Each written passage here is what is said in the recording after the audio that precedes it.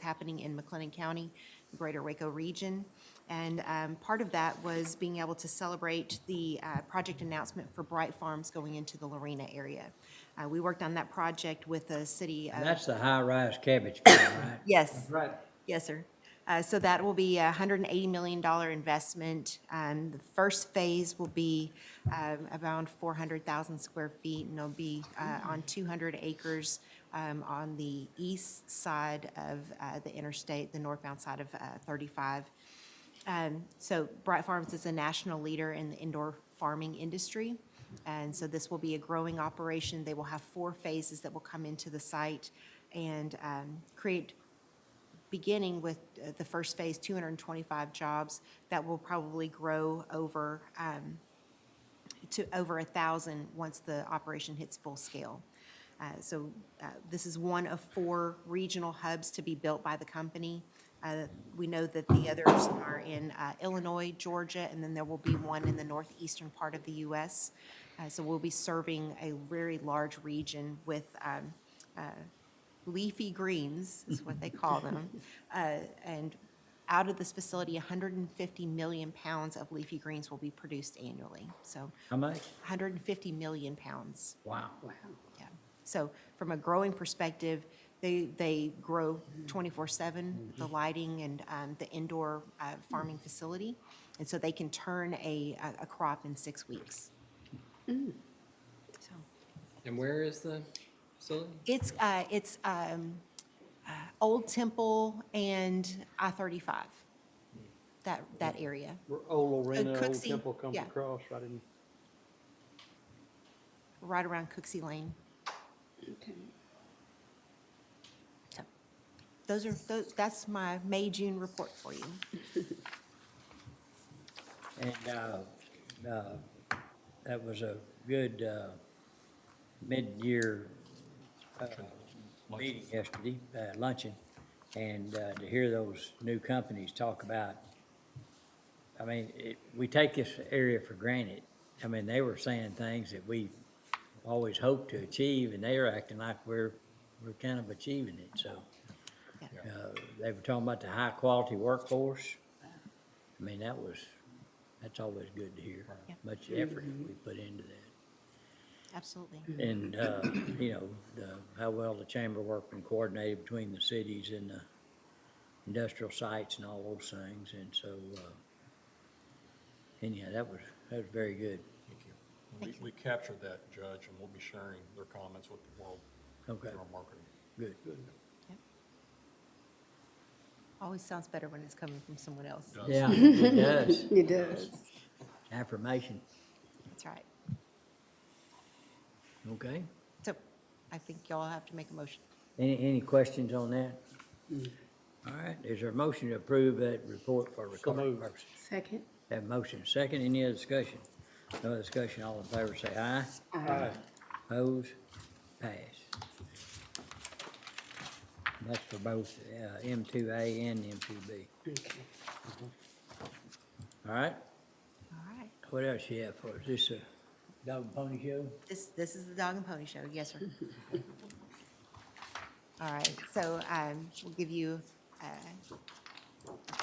little bit of a refresher on economic development, and we'll talk through the requests for this upcoming budget year. We can roll into the next slide. That'd be great. Just reminding everybody about the goals of economic development. We want to locally want to make sure that we have a diversified industry. We want to attract new capital investment into the marketplace, expand our tax base, attract and retain talent, and ultimately what we want to do is create the opportunity for prosperity for all. We want everyone to have an opportunity to at high livable wages, strong housing, and good jobs that create opportunities for advancement.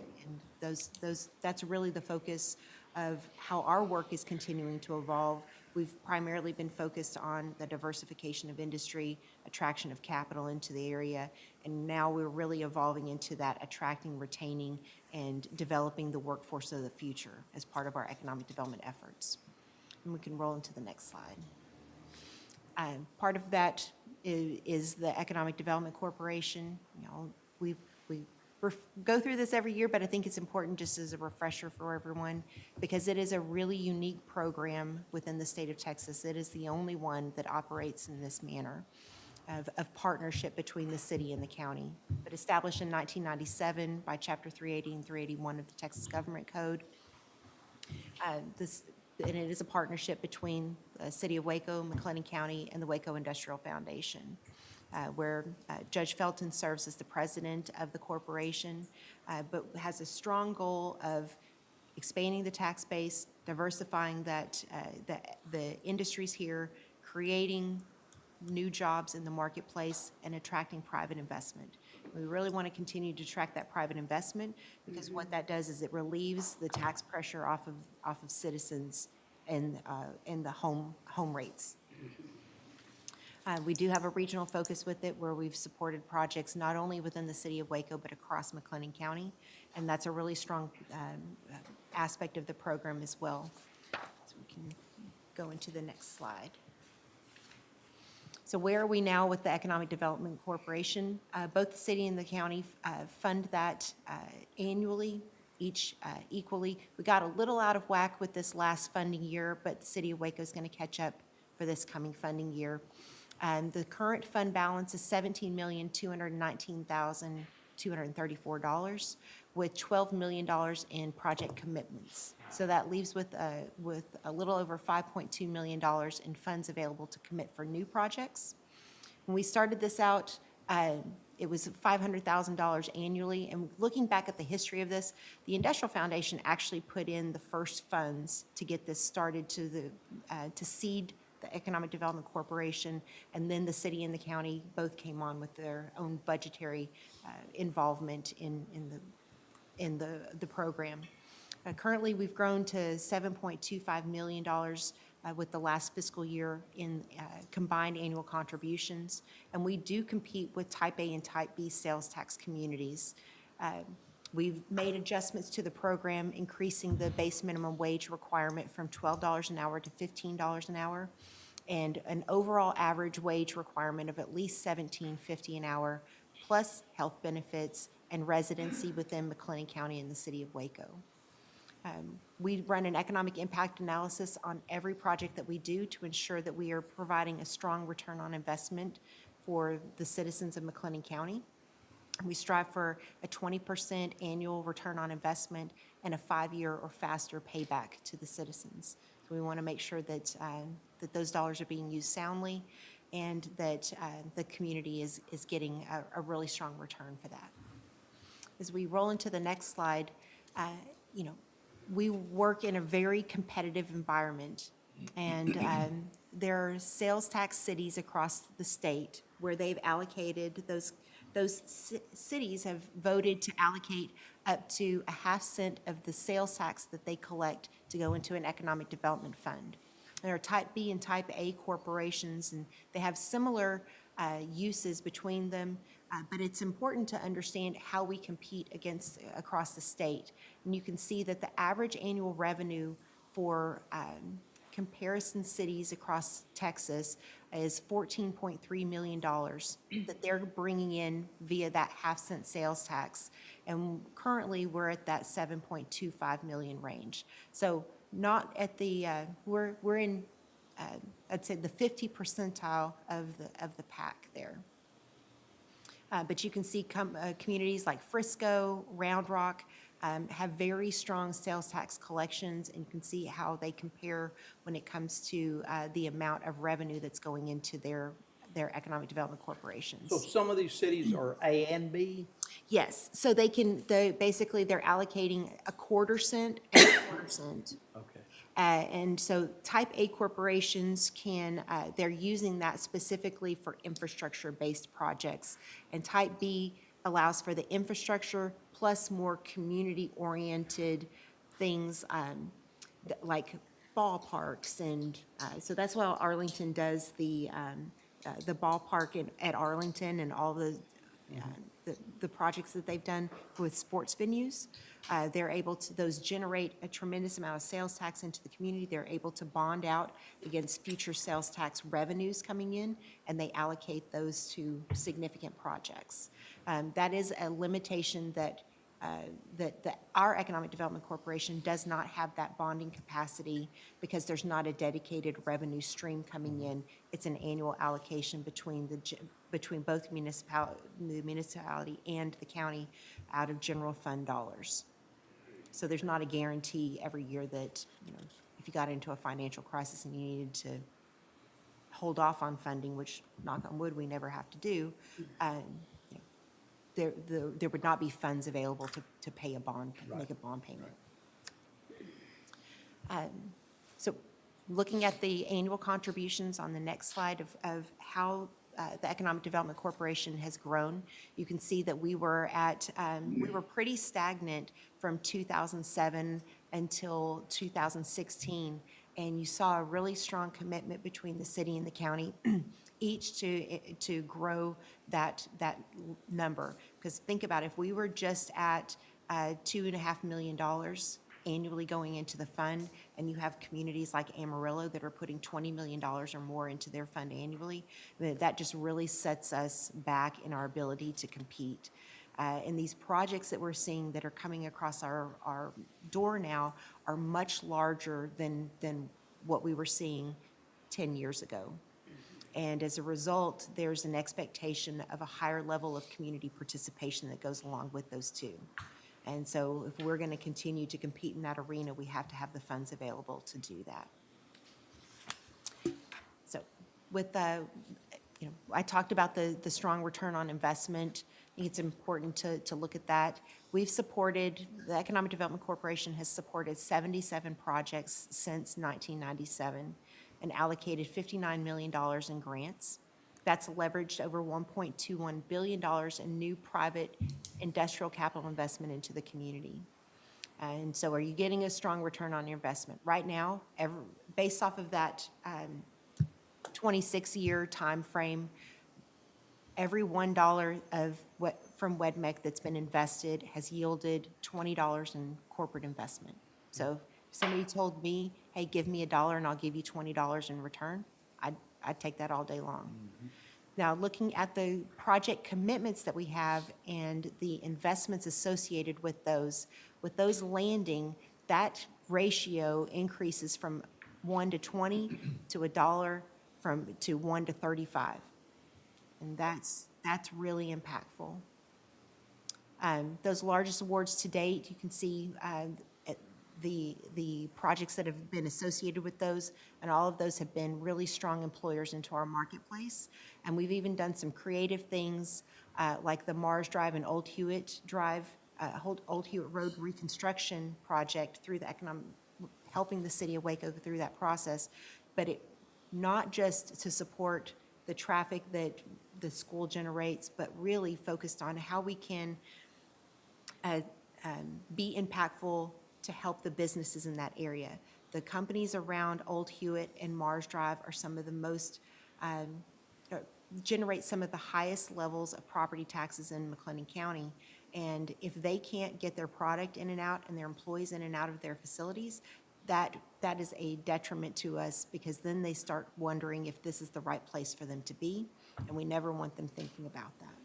So this improves the quality of access, both from a public sector and also from a private sector too.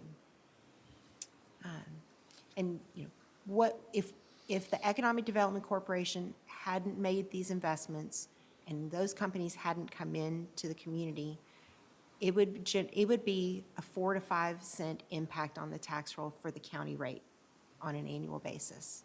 And think about that's a pretty significant amount of money when it comes to someone's property tax bill. So y'all have done a great job of being able to lower the rate on an annual basis, and part of that goes to the investments that y'all have made to help expand the tax base and diversify it and generate new tax dollars for the county. So demonstrating that on the next slide, you can see what the growth of the of the county rate has been. So the net taxable base for McLennan County is now from 2022 over $24 million. I looked at the 23 number. It's actually $27 million, billion dollars now, I'm sorry. Not always used to saying billion. And then you can see the gross sales tax for the county too. I think the interesting thing is looking at that 2021 number, you can really see the impact that the stimulus dollars had on McLennan County at that time. Pretty steady in that $10 to $12 million range. And then you can see how it came back down in 2022 more in a more normalized range. So I think we're going to continue to see these blips on analysis when we look at that 2021 to 22 range of data. So rolling into the next slide, what does all this mean? What does the project in perspective pipeline look like for us? We have 10 really strong projects in the pipeline right now, generating probably more than 1,000 new potential jobs in the marketplace. And these are all really skilled, high-paying wages for the area. 2.5 million square feet of new construction and over $2 billion of new investment into the community. So things look bright for us. And then the funding recommendation for the Economic Development Corporation for this year, this coming fiscal year, is $8 million. So that would be the city and the county each contributing $4 million. That represents a $250,000 increase for McLennan County. And as I mentioned before, the city of Waco had a little blip last year and got behind, and so that would be a $500,000 increase for them to get equalized back to where they typically have been with the county. Is the city seeing this number? Yeah. What they indicated as good? Yep. So that's our funding recommendation for this one. And then I don't know if y'all want to talk through this or you want me to just roll into the chamber stuff after this. Judge, if I'm not mistaken, the city sent out, you and I spoke about this, they sent out a really nice overview of their budget a few days ago. I believe I saw that $4 million figure in that overview. I need to read that. I haven't read it. I knew they'd sent something out that was pretty transparent about everything they were doing. Well done. Everybody was really complimenting on providing that kind of information, so I'll look at that. That's What an we're doing, increase for us. it'd be Yeah, $250,000 $250,000 increase. last year. And so the city would put in, Last year, they had an error on their end. So they would put in, so they only contributed, They were 250,000 short. they were 250 short. So this is a Just catch-up, they- a catch-up plus. Yeah. And he'll take, well, they misunderstood what the request was or what we were gonna do, and they came up short, and Yeah. they said, we'll Y'all make did a it up. $500,000 increase, and they budgeted for a $250,000 increase Yeah, last year. mistake. So this year, $250,000 increase for the county Yeah. and a $500,000 to catch up from last year to this year. And we've looked at some projects where to do them, we would have to look at $5 million on one project, $5 million, so. Yep, With a high ROI, so, with a very high ROI. but you wouldn't want to pass it. No, And as I've always said, you identified it as it's an investment. But what we're doing is we're looking at all these outside requests, taking notes, those kind of things, and then here shortly, we'll make a final decision that it'll go to the budget, and then we'll make a final decision on the budget. So everything's fluid until the budget's adopted, yeah, so. absolutely. And, With yes, sir. 10 prospects in the pipeline, it wouldn't take much for if half of them jumped on today to swallow up that available funding. Absolutely. New York Minute. Yes, sir. So But you'll have 9 million available at the beginning of fiscal year '24. we'll have, we have 5 million-ish available to commit now. Yeah. And then if the 8 Eight, million excuse comes me. on, it More would than bring that, us it'd to be 13. Yeah. Which is a healthy balance to have available to us and gives us a lot of flexibility with these companies. You know, as we've looked at these projects, we've looked at the Economic Development Corporation dollars as the ability to bridge gaps. Where are the challenges, whether that's infrastructure related, if it's, and primarily it's been infrastructure related, in order to secure the opportunity for that business to be prosperous at that location. Right. Yeah, one of the barriers, not short-term, but long-term, that we have to keep thinking about, the community needs to keep thinking about is making sure we have plenty of industrial space out there. So developing more industrial space is a big challenge. And then making sure we have plenty of water for it as well. Absolutely. How does the expansion of the TIF in the industrial area affect our return on investment in these projects? Sure. When we run the economic impact analysis, we account, in TIF number 4 is a part of that, or any of the communities. We account for the TIF in our economic impact So analysis. it does lower the return. It does, but typically, if we're in a project where we are going to use TIF dollars for something, it would mean that the Economic I Development mean, I don't Corporation see the would TIF come at a dollars lower going rate. for anything other than the road project here at first, correct? I mean. Has to be infrastructure. for Yeah, sure. it has to be that has to infrastructure be related. Infrastructure. Yeah. And so, go ahead, sorry, Judge. Well, I was just gonna say, the way I look at it is that's just another added piece of positive economic impact Yeah, that the sure. TIF done. Because they're, you know, everything they're doing is infrastructure, and so assets are built and they're taxable assets, so it's just it just has a little bit different authority, or decision-making process, but it's all for the same purpose. For where we sit and what our revenue's coming in, we benefit tremendously by it. We give it up over here and TIF invested over there, so. But typically, you would see a lower grant from the Economic Development Corporation too in that instance, because Yeah. it would have an impact on the ROI. And so we want to still try to keep within that same 20% 5-year overall impact into the, and return on investment. So.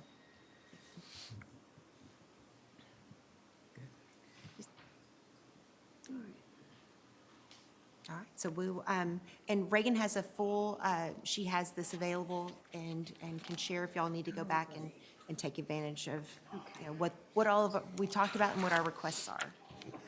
So rolling from WEDMEC into the Greater Waco Chamber, we do have our annual request for funding for you.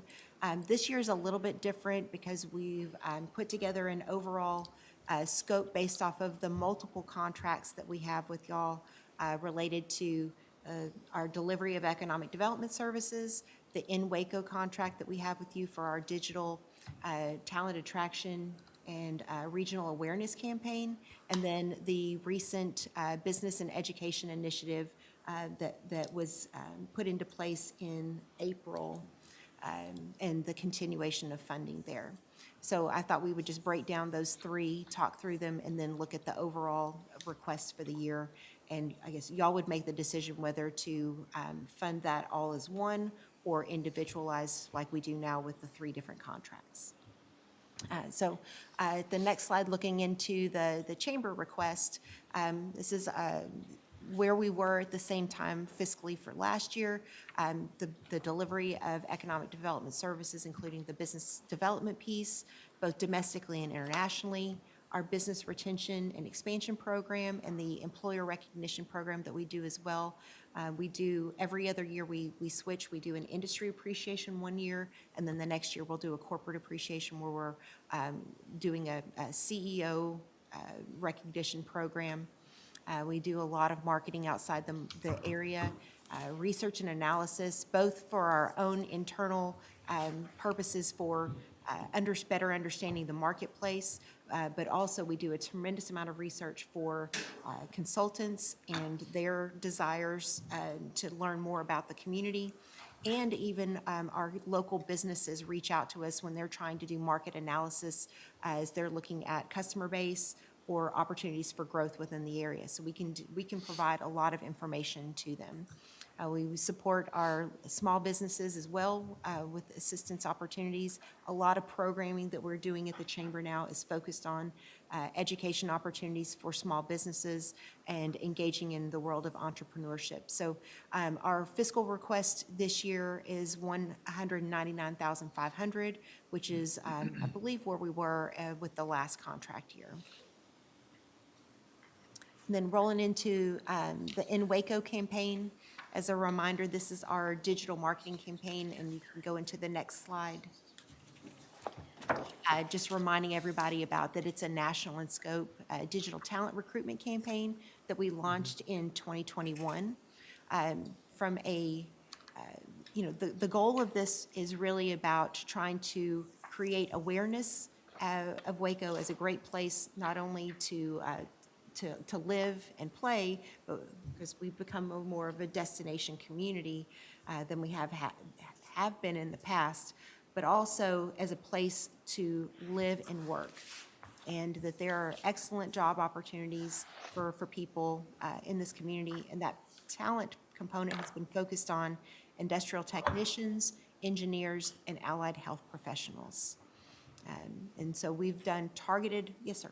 No, go ahead. That's what I was. Targeted marketing both within the state of Texas and beyond in areas that have high concentrations of those particular industry skill sets. For instance, there's a large concentration of engineers in California, and specifically in the Los Angeles area.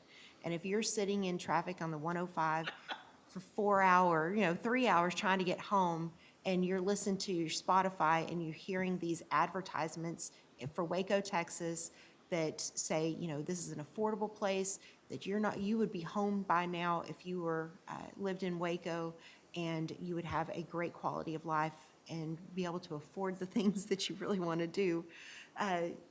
That's an attractive thing. Sure.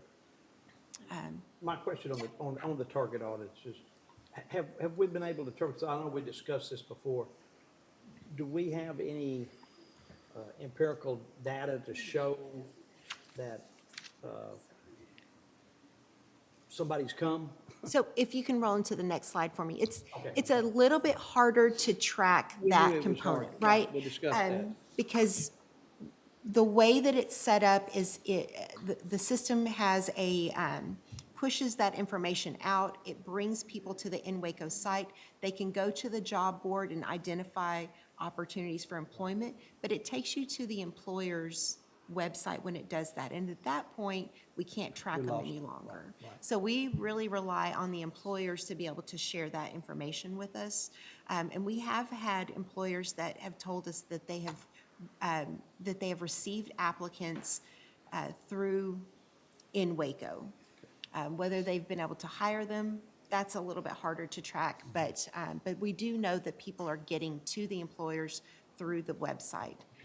You can see that we've had over the In Waco website itself has seen over 97,000 views. We've had 59,000 plus users. We're getting out there when it comes to Google and the impressions that are there. So you have 100,000 people that has been in front of 4.9% click-through rate. So they're seeing the ad and they're clicking on it and going directly into the website to learn more. We do paid searches as well. Yeah. What's the difference between a view and a user? So a view means that they've looked at it. A user means that they've taken an action. Okay. So It's a good percentage. We've done audio streaming, so you have nearly 1 million impressions with that. You know, if you've listened to Pandora, you've listened to Spotify, on the free side of it, you know, you have to listen to the advertisement in order to get to the next song. And we know that more than 95% of those 975,000 people have listened to the advertisement in order to move on. But it means that, you know, we're getting in their minds, and we're hopeful that they're going to take action with that. We do paid ad searches as well. So if you're looking for jobs in Texas, for instance, as a keyword, in Waco will pop up as one of the top sponsored ads to go and click on.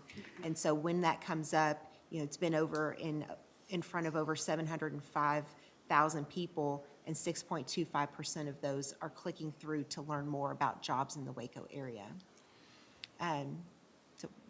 LinkedIn has been very successful for us as well, and we've really focused on the engineering side for that, because you tend to see more professionals utilizing LinkedIn versus someone in the allied health profession or the industrial technician world.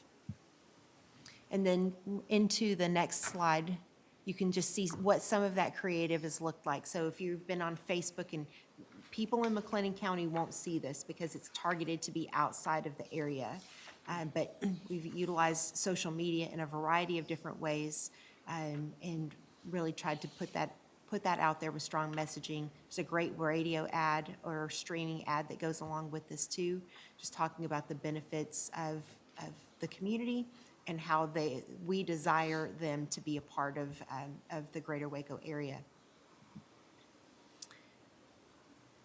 Any questions on the In Waco world? Questions? And what is the request? What is that amount? So the request for this is a continuation at $50,000. That's the 50,000, okay. Yes, sir. And then the last piece, which is the newest one on the next slide, is the Business and Education Initiative, and I'm going to turn that over to Matt, because y'all have heard enough from me for now. Let you catch your breath. Yeah, just a few months ago, we all sat down, we had a conversation related to a new business education initiative that the Chamber is standing up and launching, and you folks agreed to help capitalize that initiative for the first 6 months, and we appreciate that very much. As a matter of fact, we just sent you our first quarterly report.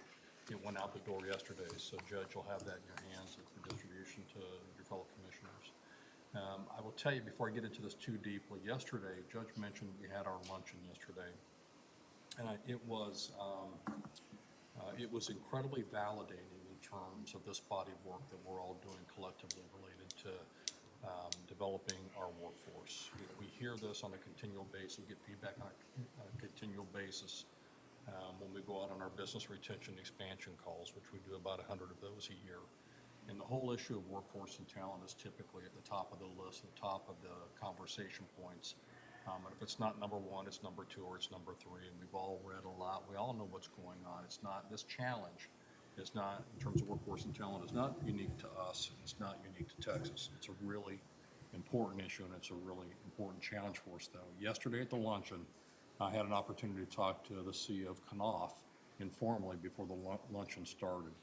And it was organic, and the whole conversation was wrapped around workforce and talent. He was talking about how important that issue is to them, to him, to his company. You turn me on, sorry. Got to turn on. How important that whole issue is to him, to this new facility, and to the company, as you would expect. But it was the entire conversation Matt Parrish and I had prior to the luncheon actually starting. So you have those conversations that are extremely validating in terms of where we're headed strategically with this partnership. We've had a chance to begin executing the initiative, and it's been really heartening to me. There are two core pieces to what we're doing here. One is we're a convener. We're bringing together the community-based organizations, the education providers, and others involved in talent and workforce in our community. And we're talking to each other, believe it or not. We're having regular meetings. We're talking to each other. We're understanding each other's respective strategic plans, and we're putting together an action plan that will allow all of us to work collectively to drive progress related to workforce and talent. That's one really important outcome that's unfolding right now, and that action plan is being developed. You'll see in front of me in the slide, there are two core areas now, based on these conversations that we've had, there are two core areas or strategic steps that we're taking. One I just spoke about where we're coordinating, we're coordinating and aligning work-based learning efforts, those plans, and putting in place the action plan that focuses on high-demand, high-wage potential occupations. In addition to that, another key part of our focus now is related to communication. And if you all recall, when we sat down a few months ago, we talked about building a team, and one of the individuals that we envisioned being part of the team was de facto a chief communications officer. And the vision was to have that communications expert start putting together content that could be provided to the schools, it'd be provided to the community-based organizations, chambers, et cetera, all the partners, so that we're moving towards commonality of messaging to our constituents. In addition to that, we talked about the importance of being able to communicate with students and with guidance counselors and with teachers, and importantly with parents, individuals who are raising our children, our school children. And so this whole issue of communication has really emerged as an important part of the strategy. So where we are right now is we're in full development of the strategy. What we promised you is that we would come back to you and we would have a plan of action in place by September. We have that plan of action. We're a little bit ahead of schedule, which is what we reported in the plan. We hit a bit of a bump in the road because we had built a team and we lost one of our team members. So we're in the process of replacing that team member. And then we'll have that team built except for the communications person, which is someone we need to bring on board as we go forward into next year. So the request in front of you folks today is for the full funding. And again, I mentioned to you during that presentation, going back a few months ago, that we were to come back to you and ask for, provide $50,000 to help us stand this up through September. We're to come back and ask you for $125,000 for a full year's funding for this initiative. And that's the request, or part of the overall request you're receiving from the chamber. Is for $125,000. We're asking the city for the same, and then you'll see that the chamber has skin in the game as well, $67,500. So a full year operating cost is approximately $326,000.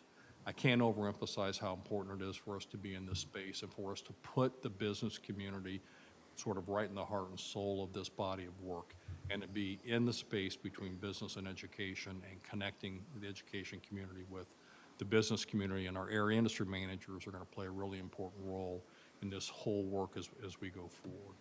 And it's been validated, as we discussed last time, the Phoenix Chamber of Commerce, their foundation, they're doing incredible work in this space. They're about 5 years ahead of us, so we have a little bit of catch up to do.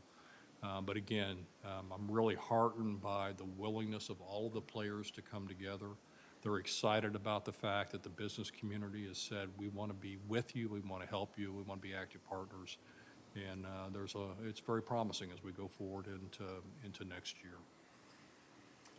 In this program, I've seen where, in other programs, I thought where this court could really make a decision, besides being a funding partner, but having that connection with those schools, those local schools, because each commissioner's got, all the schools are in one of the 4 commissioners' areas. And when there's an ask made for a school to participate, and actually us help them, help themselves, and help their students, that a commissioner or county judge being part of that ask and telling them we support this program makes a big impact on those schools. And not just the K through 12s, but TSTC, MCC, and Baylor also, really respect and want to see the support that's behind these programs. So, I guess I'm inviting all the commissioners and myself to participate in trying to help programs like this really meet its full potential. And we're also looking at our LEAD program, and Judge, you and I have talked about this in the past. Our LEAD program has been extremely successful. LEAD's an acronym for Leadership Education and Development, and it's a mentoring program. So if you look at sort of the game plan that we've put in place, that whole mentoring, connecting, and having those early conversations or those early relationships established, mentor-mentee relationships established is an important part of this whole initiative. And our LEAD program has been very successful through the years. Part of our strategy now with this initiative is to take that LEAD program and to substantially grow it, because those students who are going through that mentor-mentee relationship have an opportunity then to learn more about and get connected into these technical career opportunities. So it's all interwoven, and we have big plans to grow LEAD as part of this. I would just, also just to add to Matt's comments about this initiative, it has been very helpful to us from an economic development perspective as well. So you know that the federal government passed the CHIPS Act to help bring chip manufacturing into the United States. There are two paths. There's one for the actual chip manufacturers, and there's one for suppliers to that industry. And our proximity between the Dallas-Fort Worth Metro and the Austin area, where you have very significant manufacturers going into that, has made us an attractive area for those supplier network. And many of them are planning to apply for this supplier version of the CHIPS Act funding. And there's a very large component of that application that talks about community partnership, especially related to education and the development of the future workforce. And we have this framework, an initiative that we're able to provide to those suppliers as they're making that application. And we have something definitive within the community that they can put into that. And they're very excited about being a part of that and being able to commit, if they receive the funding, being able to commit to being a participant in that for the community. I think it's a really, really sets us above other areas that probably are scrambling at this point to figure out how they would do that. Not only is it great from a talent perspective, but it's great from an economic development perspective too. And Chris, you spent some time with the Texas Economic Developers in a conference a few months ago. And this whole initiative was really validated through that whole stream of conversations. Absolutely. And I want to It's share that totally with the focused on commissioners. Workforce and talent, and the things that we're doing are spot on when it comes to bringing industry to the table to help create the pipeline for talent and helping educators understand where industry wants to go into the future and the development of that curriculum. So I was sitting in that conference and I kept screenshotting and texting Matt the whole time, and it was just a great validation of the work that all the partners are doing together, not just our organization, and how we're collaborating and rallying behind this initiative. So it was great. And two other core parts of what we're doing here. One is through the talent pipeline management initiative, or component of this, is to ensure that we're connecting, we're getting feedback from our business community back to our educators. TPM is an initiative that was undertaken by the U.S. Chamber of Commerce, and we've had through the past few years some folks trained in TPM, or talent pipeline management. But we want to make sure that we're putting in a manageable version of that for us, and that we have that feedback back to the schools, so they understand in real time what the business community is asking for. And so that's a really important component of this overall initiative. Any questions? And of course, support of the Industrial Training Center as well. I mean, that's extremely important. I know our recruitment program, WIMDEC, is highly successful. And I do sympathize with those companies needing the right trained workforce. I guess my question comes in being married to a coach who believes in the thought of everybody plays their position, and that's what makes a successful team. I need you to kind of help me, because I'm a little squeamish about our going more and more into the education piece of this. I could see a training center. I see the career training center, people who have exited high school, but there's a gap between their abilities and what is required as far as skilled labor. I see that because it's kind of like continuing education, adult education. Because this program that you're talking about is going into secondary education. We're talking about people who have not graduated from high school yet. It's, Word ahead. it is pre-high school, so helping young people understand opportunities within the community, but it's also um, post-high school into secondary, and for those individuals that have not graduated from high school or are in an underemployed area, helping them move into new opportunities. But, when you think about this, Commissioner, it's a long-term play, right? And so we have to be thinking about what the next generation of workers and how, we've been really successful in bringing companies in, and we want those companies to continue to be successful in this area, but they need to be at the table to help us understand what their future needs are going to be. And we have to be able to help educators understand that, what those needs will be, and help parents understand the opportunities that their children may have, because not every kid is going to go to college, right? Right. And see, that's when I get into the gray area, because I agree with everything you're saying, except in America, we have created an educational system, and I would think our schools would kind of, that volleys off to them. And I say that, I really want to hear some more about the Phoenix Project that the judge referred to, maybe read up on it, because where do we end and they start? Sure. I guess is my question, because we're putting money, we're putting resources into recruiting businesses, and I think that is the county's role, a partner in the economic development and financial stability. When we start talking about holding hands with school districts and helping them educate kids and parents, I'm wondering, have we went a task too far? I don't know, I gotta read more. No, that's a valid And what concern. makes me a little squeamish is if what I understand, that we did lose a key component to the team for this. So is the program ready for more money, or are we still trying to solidify the team still now? I would say that we haven't missed a beat when it comes to the team and the performance and the things that are being done. We are still on task for all the things that Matt presented in April, and being able to present that report and the plan in September. So I think, from that perspective, we're in good shape there. I think Commissioner Smith could probably relate to this as far as,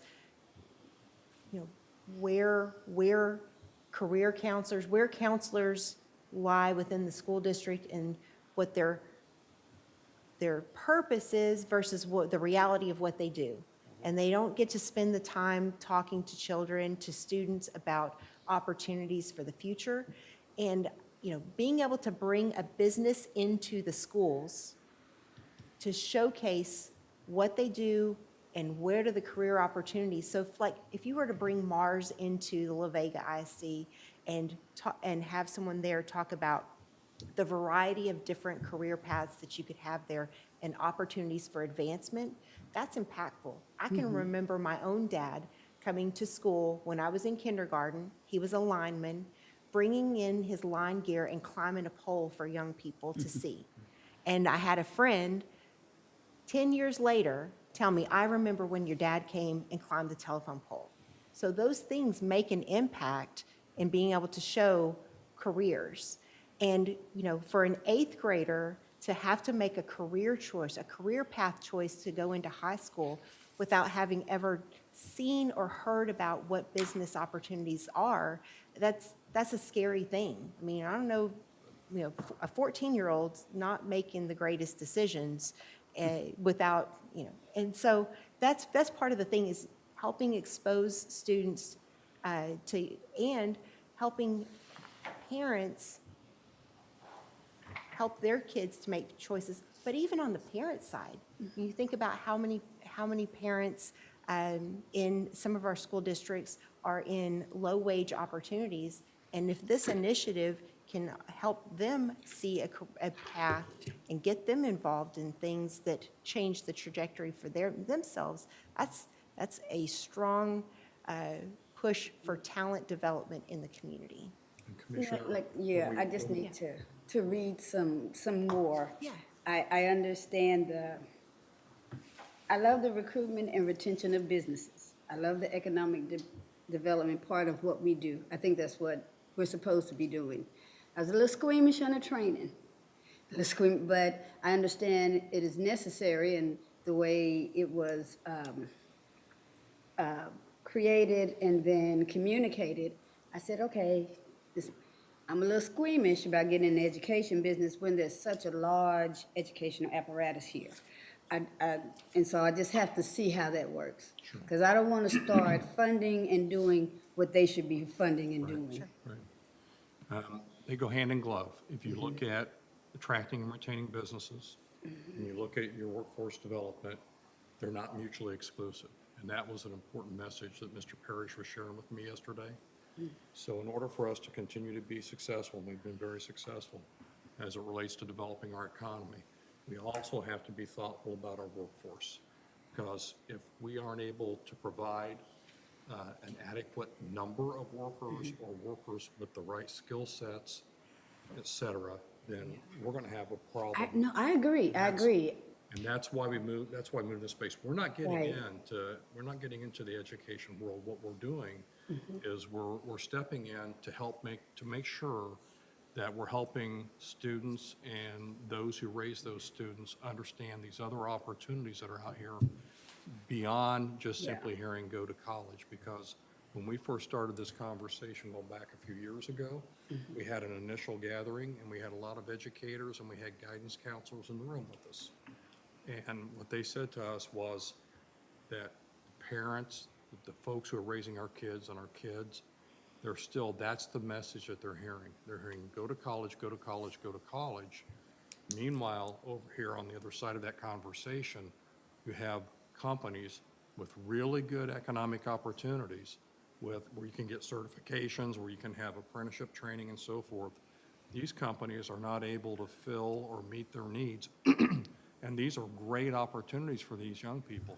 We all know the stats. And you're not convincing me, you preaching to the choir on Yeah. that, I agree with all of that. What I want to read more about this program that you're talking about is how our economic development module, how our tenant crosses over, how does it look when we're trying to be in that educational space? I guess is what I'm saying. I just want to know, how does our program look and what is it doing if it's in that educational space, if it's still an economic development engine, So or we if can- I'm saying that I can right. share that with you. We have a Yeah, great 'cause- visual that reinforces that too.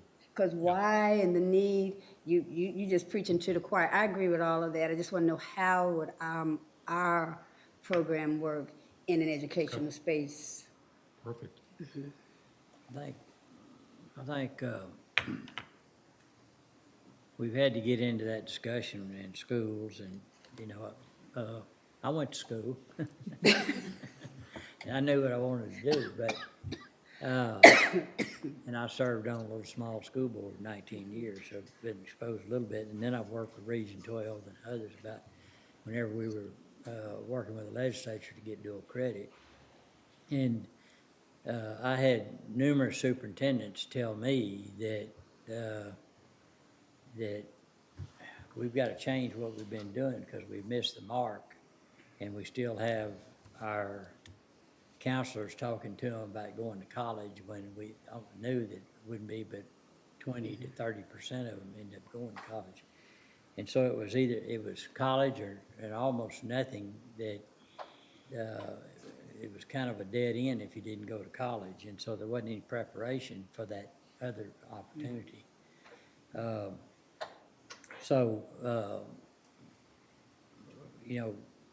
Rather than have let's see, I made some notes here. Having an opportunity means that you have to figure out what that opportunity means to those kids and what's best for them. And it could, and you know, hopefully it's college or it's whatever fits them.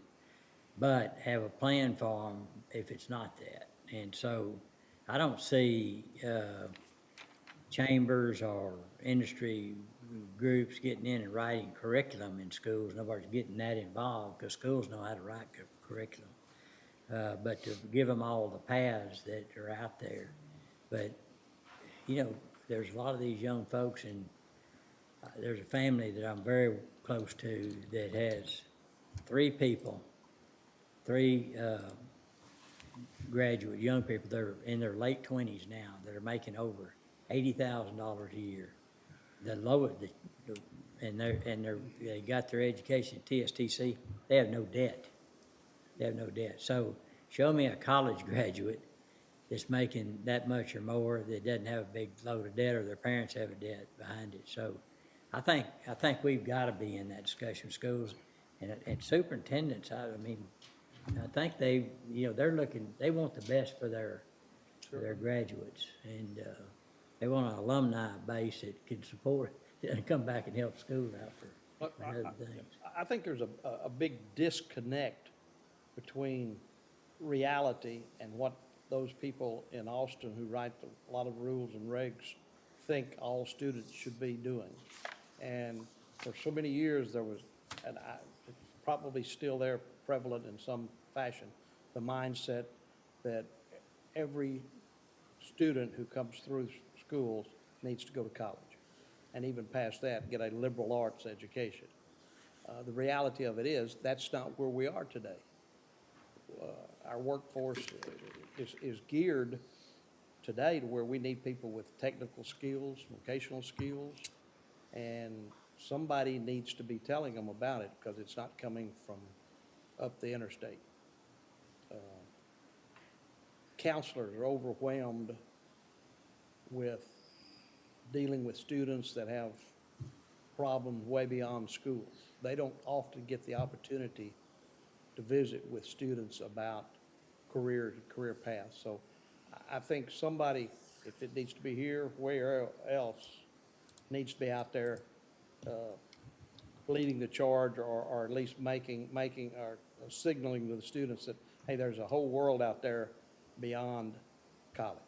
And don't get me wrong, I'm not running down colleges. None of us are, because college is a great place for people who have that mindset, that's what they want to do.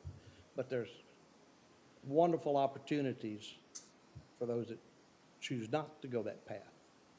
And we need to continue to get the message to them. So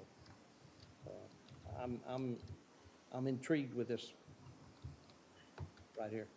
See how it works.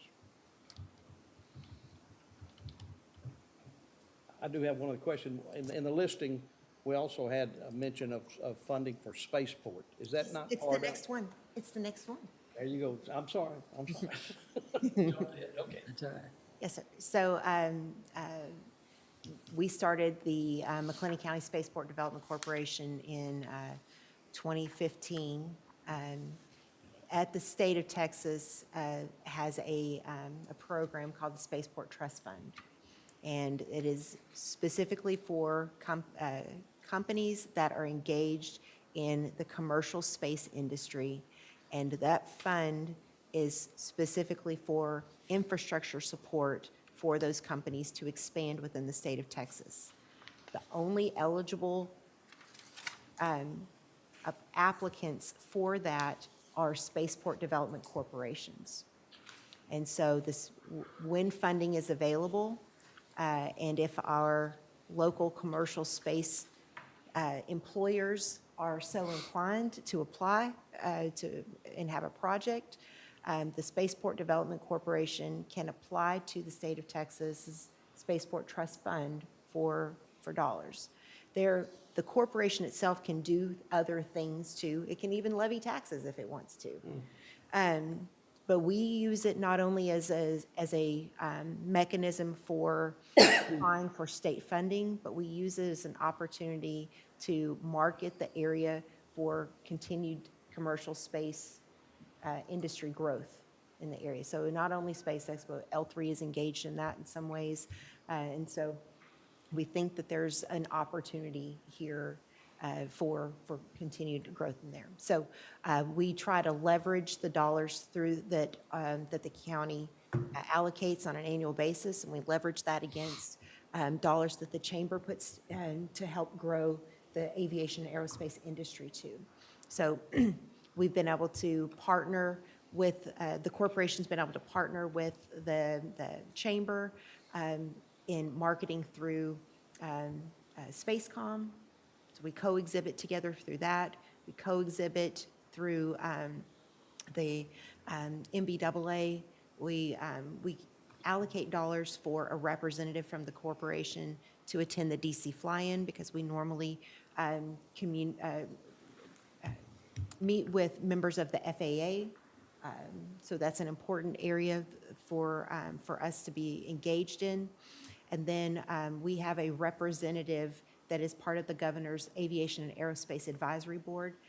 So to help offset some of the costs, travel costs associated with those quarterly meetings, we put some dollars in there. And then if something pops up in the year that we just need to have some funding for, we put a couple of dollars aside for that. Last year, the funding request was for $15,000. That was also to help support advocacy, or someone could go and help in Austin during the legislative session. There's not a legislative session this year, so we subtract those dollars out. So we're not sitting on a pot of money. No. This is the vehicle that we can leverage money through grants. If the opportunity arises, we're ready to go. We don't have to create Correct. anything to get there. Correct. We're there. That's right. And usually I was saying, usually when an expense pops up, they'll send the paperwork over, and that's placed on an agenda for your approval as well, and then we charge it to that one line item that you've budgeted for. Thank you. I'm not gonna say anything, I don't wanna get ahead of, Any other questions on that? normally I'm not ahead of anything. And that's us. Thank y'all. We really Any appreciate other it. questions? Any final questions, comments, thoughts anyone have while they're here? Well, we really appreciate the presentation, and we appreciate the relationship. we Same have here. with the Chamber. The chamber's really, really active and on point, so thank y'all very much for that. Thank y'all. Appreciate your time today. All right, have a good day. Thank you, you too. Thanks, Judge.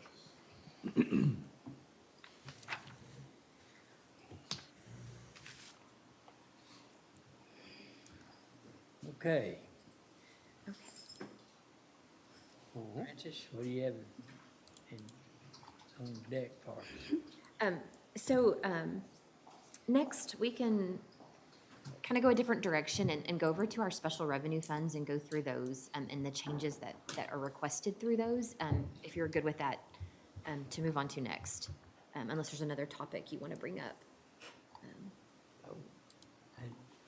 Any issues you want to? And then I know we'll come back to all of these requests at once, but did you want to look at that department and look at what those line items look like, or you just want to Special- come all that back together? The economic development, before we move away from that? We've got the, I mean, we know, gave them all to us, didn't they? Yes. I mean, you would just be putting those numbers in a spreadsheet, right? Yes, so yeah, Okay. we still have last year's numbers, but, Yeah. but we'll come back to that all at Yeah, once, we like you can, that's mentioned. fine. Okay, I think we're good. okay.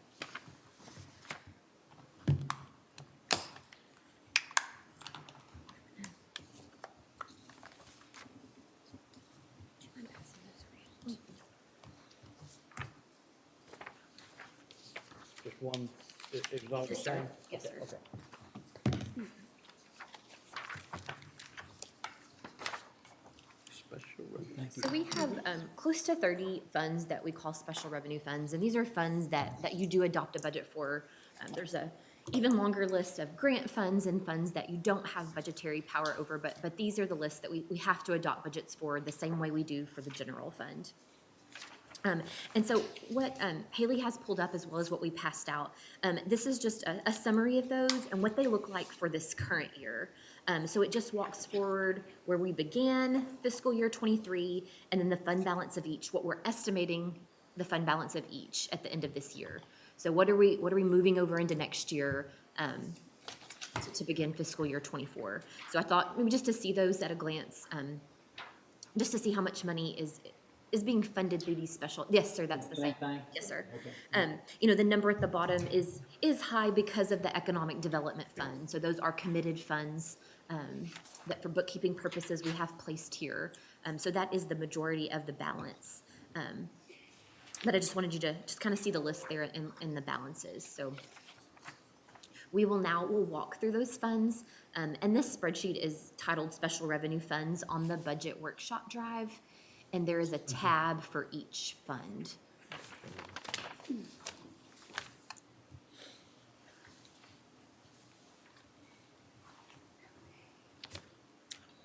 So starting with Fund 10, this is our Records Management Fund. This is a fund, you may remember last year we went through several that I let you know were going to be phased out. So with Senate Bill 41 last year, it reconfigured all of the civil fees, and so that changed a lot of the special revenue funds. And so this is one of the one we mentioned last year, but it is phasing out due to the change in the consolidated civil court cost. If the spending is consistent, we will have enough to fund a few more years, just because it had a fund balance built up. But eventually, these expenses will need to be moved to general fund. And this fund is funding the operating portion of our archives department.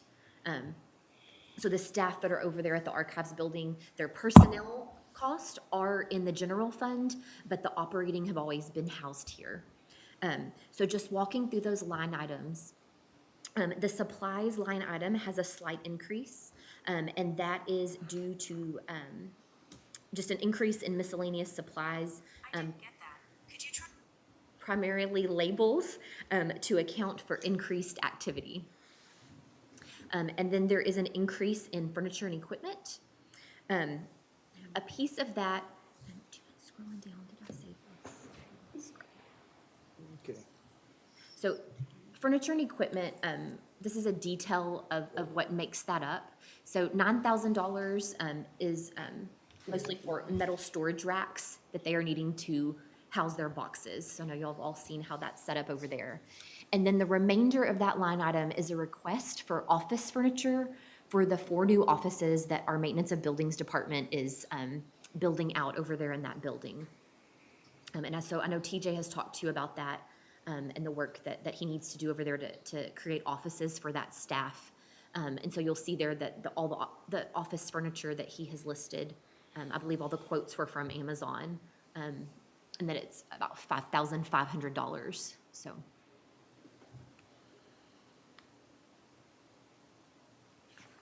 Any questions there before we move on from that fund?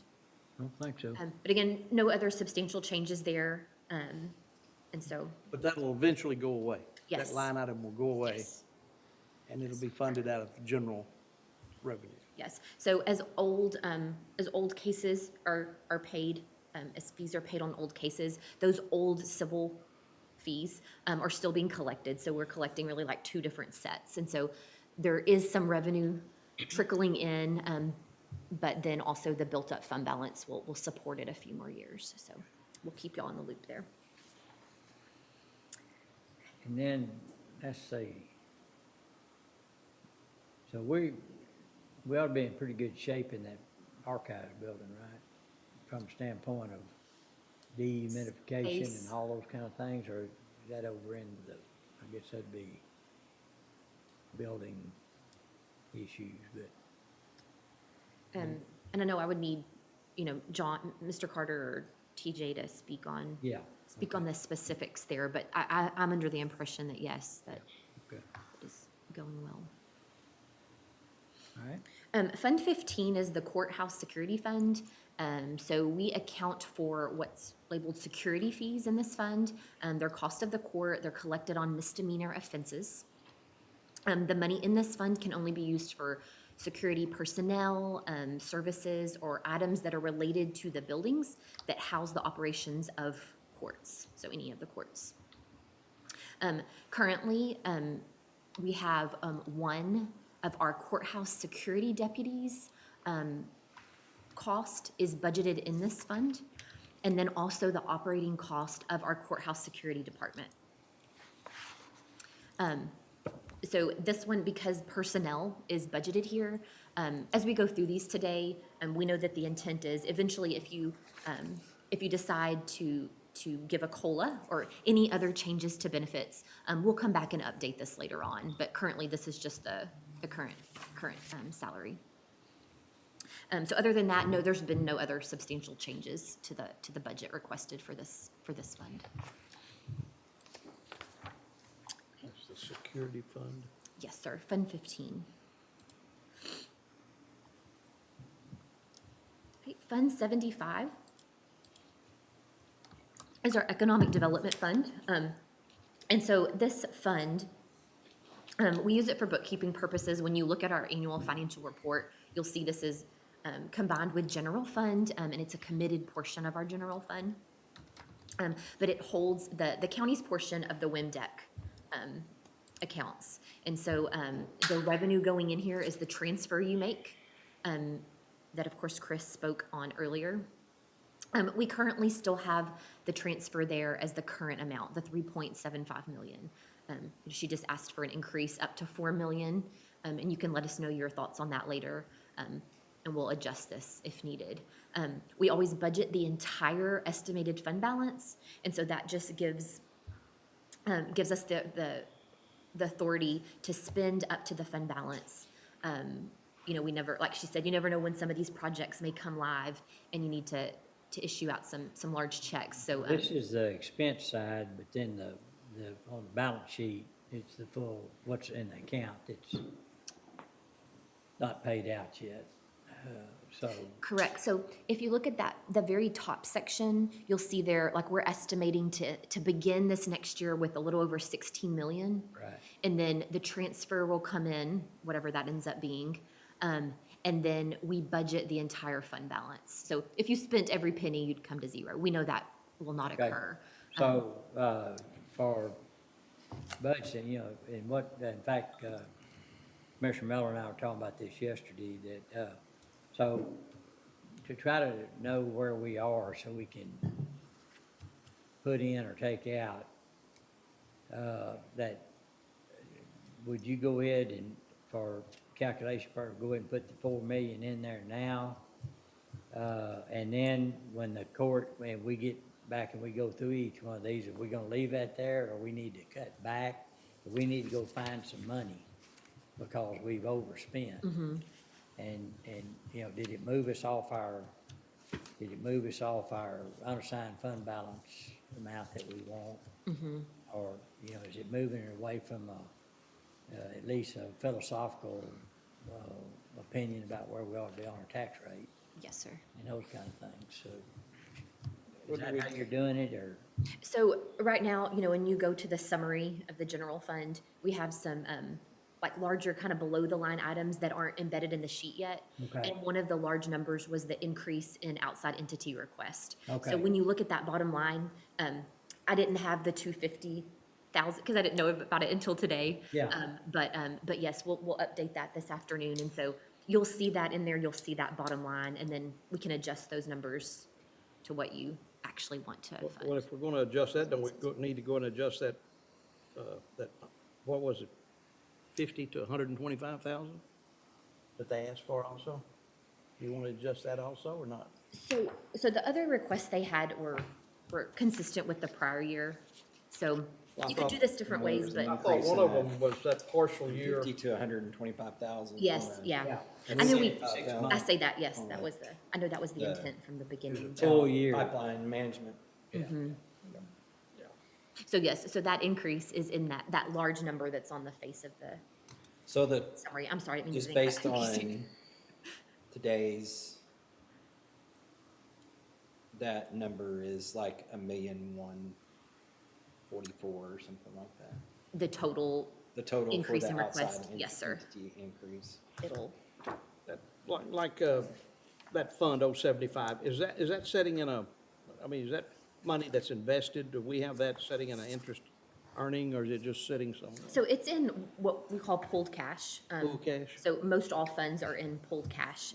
And then pooled cash has a liability to all of these different funds, whether it be general fund, a grant fund, economic development, whatever it may be. And then that total amount of pooled cash, then Bill Helton takes that. And some of it is just sitting in our checking account, our money market account. Then he takes it and he'll take pieces of it and he'll invest it in CDs or He's got a federal timeline, yeah. investments. money. Yeah, and it's Right, just, Short short-term, long-term. yeah, if you're not gonna need it for 6 months, then put it in a 6-month earnings deal. And, you know, fortunately, rates are something to talk about now for. Right, starting to, So, you know, interest income will be something much different than it is. they're not quite as high as a gallon of gas, but they're getting close. Yeah, that's right. Not many things are. Okay, I think I Alright. understand. If I don't understand, I'll ask again. Please do. So our next fund is Fund 116, and this is our Farm to Market Roads Fund. We have not been collecting a farm to market tax since 2013. So the only thing that's really going in here is some delinquent taxes, but because you assess that levy at that time for this specific purpose, we have to continue until those delinquent taxes fall off. And so very small amount, but we budget it based on road miles per precinct. We've been doing that for a while, and so you'll see the budget down there at the bottom. We've divided up $2,300 between the 4 precincts. So, We kind of moved that in, not, Yeah, we moved it into the general fund. we don't look at it as, we've simplified things. Now, when we're creating a, above the line, I guess, for a road and bridge, a fund for bridges and those kind of things. And, I don't know if anybody else asked, I remember Commissioner Perry asking, is this something we need to look at reinstitute? But I don't know that we do. I think just keep it simple. I think it's working well. Unless somebody else has a thought on it, but, you know. Yeah, so it is part of the He might M&O. ask, Will it just stay there forever? So, you know, if you You're not watch, spending it. well, we are, so whatever we budget, what we estimate is the fund balance. We divide it by the road miles, and then we'll usually work with your admin assistants before year end. We'll, like Road and Bridge 1, there's $490. We'll We're transfer gonna give you $490 The new tractor, expense. will that work? No, We'll reclass it. If you can find a tractor for $490, please do. But we'll reclass some expense out of general fund here, just so so we try to use it as Okay, quickly so as we possible. do, so we are spending it down then? Yes. Yes, yes. But just transparency purposes, we keep it as a separate fund for the time being. Fund 120, this is the County Records Management and Preservation Fund, specifically for the district clerk. So this was another fund that had changed or was repurposed, also due to Senate Bill 41 last year. So the fund can be used to fund records management and preservation services, including automation performed by the district clerk. There are really no substantial changes made to the budget request, except that the district clerk would like to utilize this for some salary supplements. He and HR are working on that together right now. So when Anna comes back, she'll have some further information. So, but just want to point that out. But other than that, like I said, no, nothing else substantial. okay. Fund 122, that is the County Records Management and Preservation Fund for the county clerk. So, same logic there. The fund can only be used again to fund records management and preservation services, which includes automation. In this fund, I'm going to walk through some of the increases. So the line item for supplies, there's a $27,000 increase there, and that is the cost for them to purchase additional plat sleeves for their plat cabinets. And so the way it was explained to us is there's the plat sleeves and they slide in, they hang in these cabinets. They are double using them now, so they can use both sides, and so they'll have double the capacity. And so they would like to purchase additional sleeves to place into these cabinets. The line item for software support and maintenance, That line item includes an increase for an additional amount needed for the EDOC attorney portal, the maintenance fee related to that. And then the line item for, conservation and restoration of records. So they are going to be beginning some record restoration projects in 2024. Historically, they have used this for some large amounts, close to that amount that they're asking for next year. And so they've worked with companies that help them digitize and image the old documents. And so they're going to start some new projects. $450,000 is what it's gonna cost? Yes. Whoa. And I was hoping, wanted to get Steve Callison to, Yeah. so he could explain to you what that project Right, was. I didn't give him very much notice, and so he's not, of course, not here with us right now. Okay. But if y'all'd like to hear from him, we'll get him in the next couple I days. think when it's that big, at least just a little conversation, very short, but, I mean, I bet it's a good thing. Mm-hmm. It's Do just you very think it is? expensive. What do you- Yes, and they used to have projects like this Yes, I got for year after year, and so I think maybe they're trying to get back to that schedule, doing a little bit each year, but we That's a can- bunch. I'm sorry. That's a lot compared to prior years, right? Oh, yes. Yeah, they hadn't done any the last couple of years. Well, now, go I ahead. want to hear from him, or? Yes, I'd like, that's a large amount of money. No problem at all. They did decrease capital outlay by, So last year, they purchased what do you $130,000. call Yeah, them? sure did. Sorry. Well, what did county, Did they, is that those things that were out in the parking lot? I believe so. Haley's gonna find the name of them, so I don't couldn't get up say the it wrong. elevators? They brought all that stuff in and they had, that was enjoyable just watching that. See, Now, these funds aren't going away like, Cardex. like Cardex. 010, are they?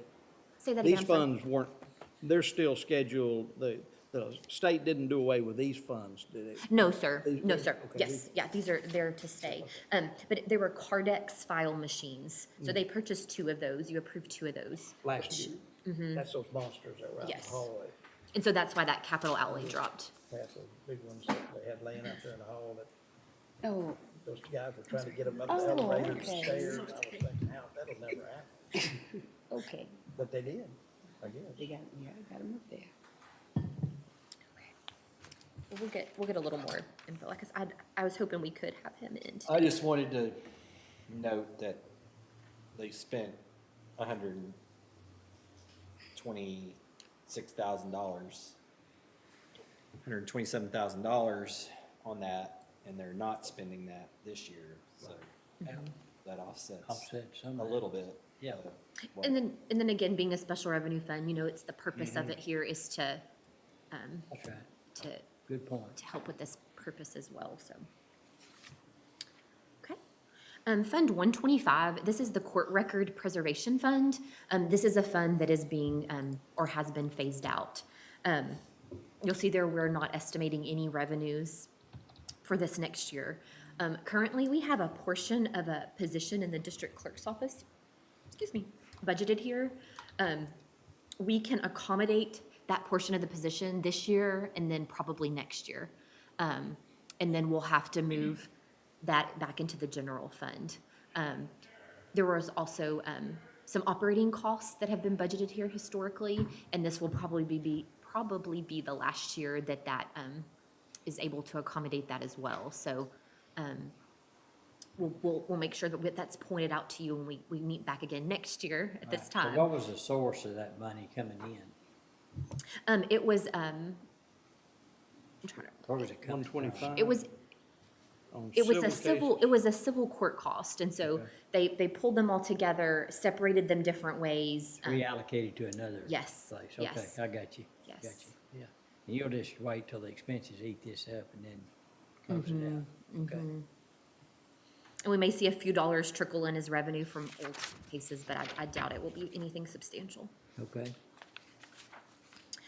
Fund 130, this is the Justice Court Building Security Fund. So we account for a certain type of security fee here, their cost of the court, and they're collected on misdemeanor offenses, specifically in a justice court. It can be used to provide security personnel and services and items for a location that houses a justice court that is not the county courthouse. So it has to be a court that is housed away from this building. This, Are you? oh, go ahead. You still on that one? Yes, sir. Okay, go ahead. When you after this one, we're gonna take a little 5-minute break. Perfect. We'll be sure Commissioner Smith, they will get up and get around. Thank you, sir. And so through this, you'll see there's four JPs there listed, and there's a number budgeted for other services and charges in each. And those are for electronic security monitoring services for each of those facilities. So definitely an eligible use there. And then there is a line item for capital outlay, and that's a request from Judge Lee. That is for a walk-through metal detector for that facility. Walk through what? Metal detector. Okay. Gotcha. And we have a quote, it's from Garrett is the company. It's also, the request documentation is in the capital outlay section of the budget workshop drive. How they doing it now with a wand, or how they checking? So I was, again, I didn't give the couple people I wanted in today very much notice, and I was hoping that we would get him in, but we can bring him back, as we will with Steve or Okay. Andy.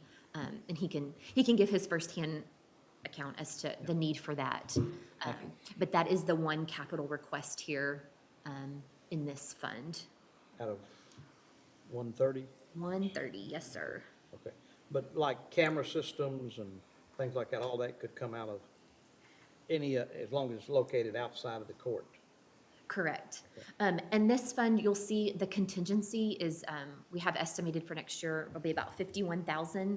So this is where when needs arise during the year, as we had cameras for JP3, when we get those requests, we try to match them with one of these funds if possible. And when we bring the budget amendment to you, you'll see that it's through one of these special funds instead of general fund.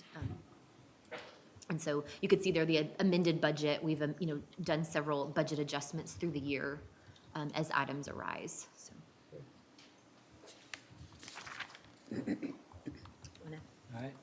All right, let's take a 5-minute break. It's 2:35.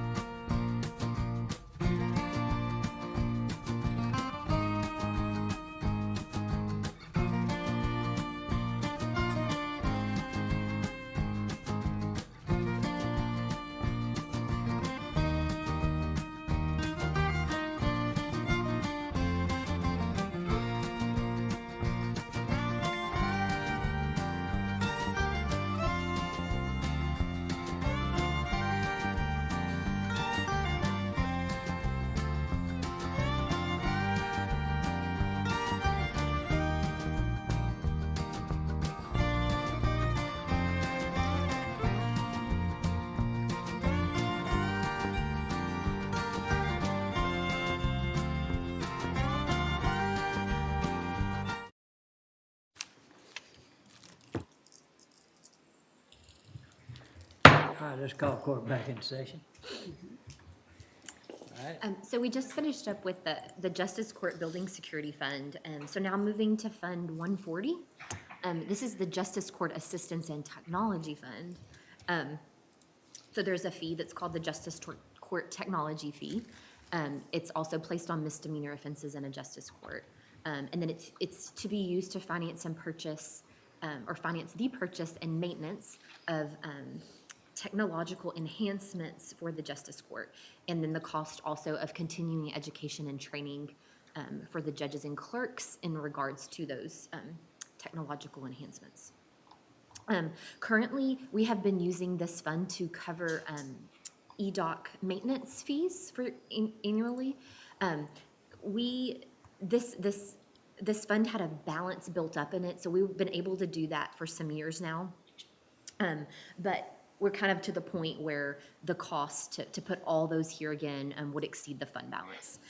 So what we've done is we've budgeted 2 courts portions, so you'll see there JP11 and JP12.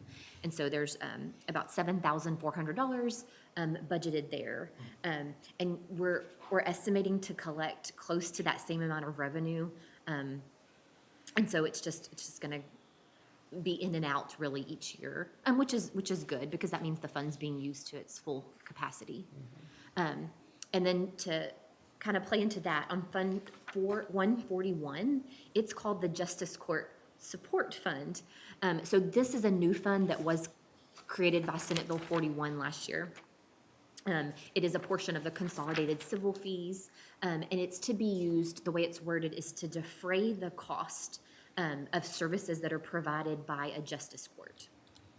So what we did was we moved those other EDOC fees that we couldn't fit in that last fund, and we've placed these over here. And so again, because it's used to defray the cost of that justice court.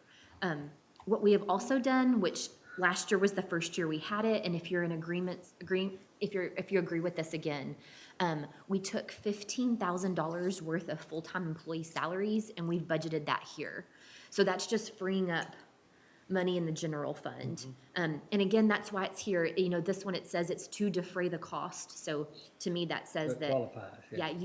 we talk about unfunded mandates. It is there to help cover those costs. And so this was our idea, is to use these JP funds for some salary costs as well as EDOC. There also, even after that, there's still a healthy contingency there. And so we're estimating for this next year to be about $130,000. And so if a need arises for one of the JP offices, we can do a budget amendment and move this contingency amount to its proper line. So whatever that may be, if it's operational expenses, if it's something more capital in nature, but that is sitting there. So if you want to budget from the get-go, we can do that as well. Fund 142, this is the County and District Court Technology Fund. This houses the County and District Court Technology Fee. And it's required of defendants that are convicted of criminal offenses in county, statutory, and district courts. And it can be only used for the purchase and maintenance of technological enhancements for a county court, a statutory court, a county court at law, or a district court. So we have also been using this fund historically for EDOC fees. And so you'll see there we've budgeted the entire fund balance there for EDOC. This is one that is that will be going away, I believe. No, I'm sorry. Never mind. Pay me no. This one is not. Or is it? This one is not going away. Sorry, I was looking at the wrong note. Okay. But a very small amount, but we are utilizing that to its fullest capacity. Fund 143. This is the Court Facility Fee Fund. This was a new fund last year. So the fee that is supporting this fund is a portion of the consolidated civil fees collected through both county and district courts. This fund, it's a little different than a lot of the ones we've had in the past. It can only be used to fund, the actual construction, renovation or improvement of facilities that house the courts. Or you can actually use it to pay the principal and interest, and cost of issuance of bonds related to improvements or purchases of these facilities. Again, it just started last year. We're estimating revenues of $100,000 for next year. So you'll see that this one, we have not spent anything yet. We have nothing budgeted, but you can see where that's going to build up rather quickly. And so, you know, if there's a project that you want to use this fund for, we can always use this instead of our permanent improvement fund. If you have maintenance work or repair work that needs to be done to these types of buildings, we can use that, or we can transfer it to our debt service fund. So lots of options there, and we just have it with placeholders at this time with the balance and contingencies. I would think if this is something that would need to be spent to offset our general revenue, save money out of our general revenue, couldn't, funds like. So yes, as long as you had something that met the needs. Yeah, and it's pretty wide open. I mean, cost of issuance of bonds, if we issued bonds to build a new jail. No, it has to be for court building.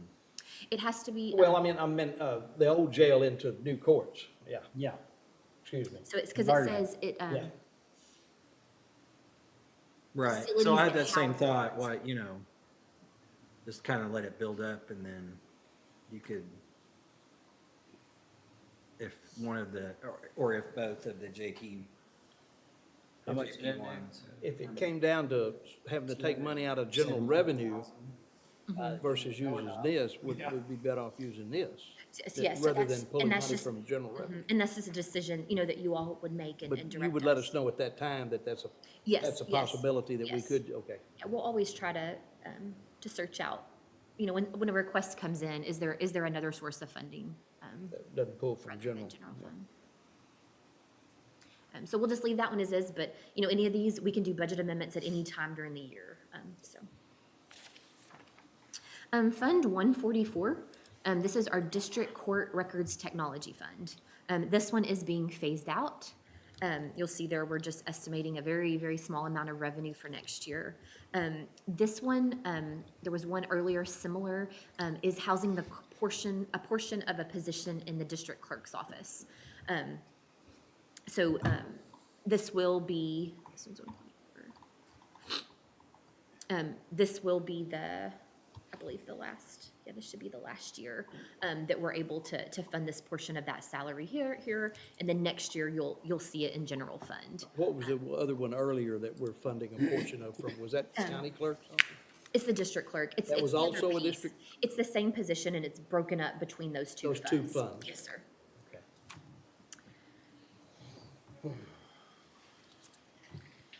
Fund 145, this is the truancy court fund. So this accounts for truancy court cost. Expenditures from this fund can only be specifically spent to offset the cost of operations of the truancy court. You can see the revenue estimated for next year is $600. It has been like that since this fund went into effect. So there's never been enough, you know, to really even make a difference. But it had built up some.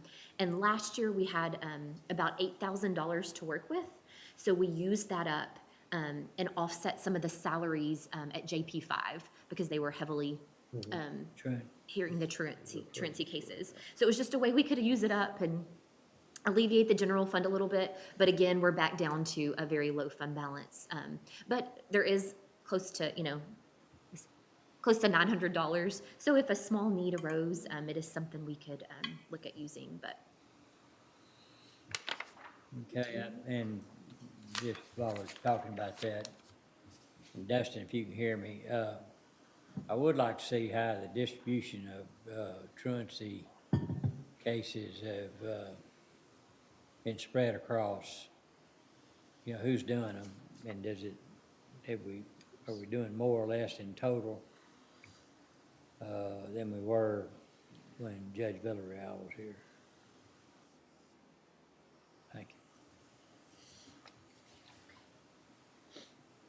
Next is Fund 150. This is the Court Reporter Service Fund. We collect a court reporter service fee, and it can be used to maintain the court reporter for each court. And so what we have here is we have line items listed for court reporter services for each court that utilize them. We've taken the fund balance and then we've distributed it for the budget lines based on their use. And so each year we'll revisit what was used the year before. That can change from year to year, but we've spread that accordingly to each court. You can still see we almost have $100,000 in contingency. And so what we've used this for time to time, and you can see where we did a budget amendment this year, when a court reporter's equipment goes out, they have a need for something additional, we can utilize these funds. And I can't remember the last time we bought court reporter equipment that we didn't use this fund for it. So plenty still sitting there in contingencies for anything that arises. Fund 151 is the Language Access Fund. So again, similar to the court reporter, but this was a new fund last year, and it can be used to provide language services for individuals appearing before the court or receiving services from the court. And we have line items for all of the courts that utilize that historically. And again, we've just looked and, set the budget based on their use each year. Like the Court Reporter Service Fund, the Language Translation Fund, anything reflected here, usually you would see these costs in the general fund. So we've adjusted the general fund anytime we increase the budgets here. But they are costs that we have not a lot of control over. And this one has a smaller contingency, just right under $9,000.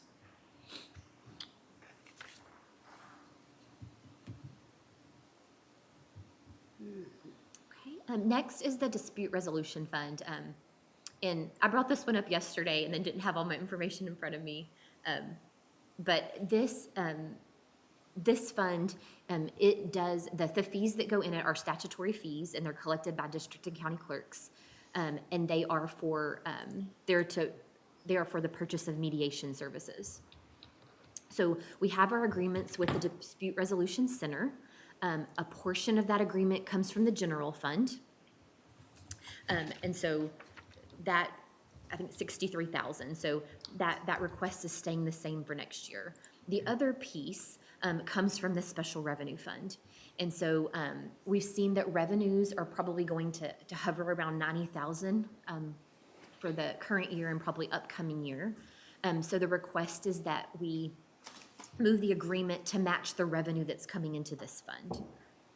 And so increasing the agreement, but again, covered here by this fund. This is the only thing the fund can be used for. And so it makes sense to me that we utilize those funds for the Dispute Resolution Center. It will still leave a pretty healthy contingency here. And so if they ever have a need that arises, whatever that may be for their operating expenses, we could always amend this budget to accommodate any of their needs there. And Dustin, if you're on, do you have anything else to add to this? I know we talked about this briefly yesterday.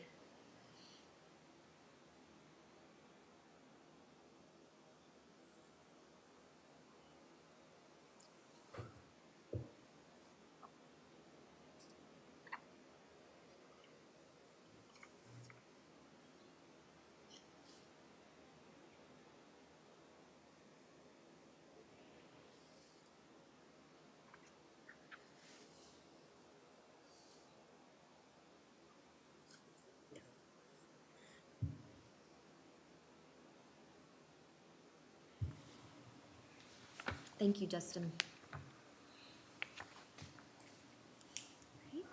Next is Fund 160. This is the Family Protection Fund. This is a fund that is also being phased out. There is no activity. We have no budget to request for next year.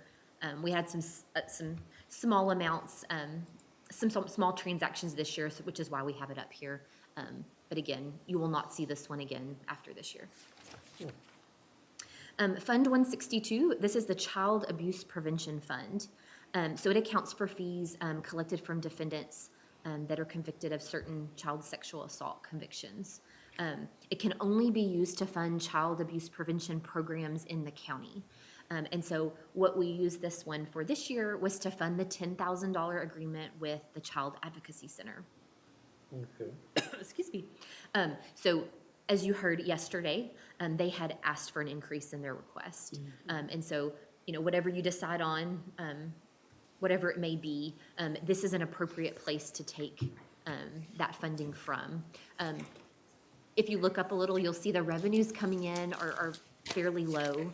And so if you chose to increase funding to an entity like this, just know that in a coming year, if you wanted to continue it, we would have to look at general fund, or, there's some other sources that we're dabbling in to see. So my main worry about their request, it's for an on-call stipend. And even though they are a separate entity, and it's kind of, we have some other on-call requests. We do. Or at least one I know, Some other what type, Commissioner? on-call On call? After hours. You talking about those after hours requests? funding that we have not made a decision about. So I would like to, and it may or may not be,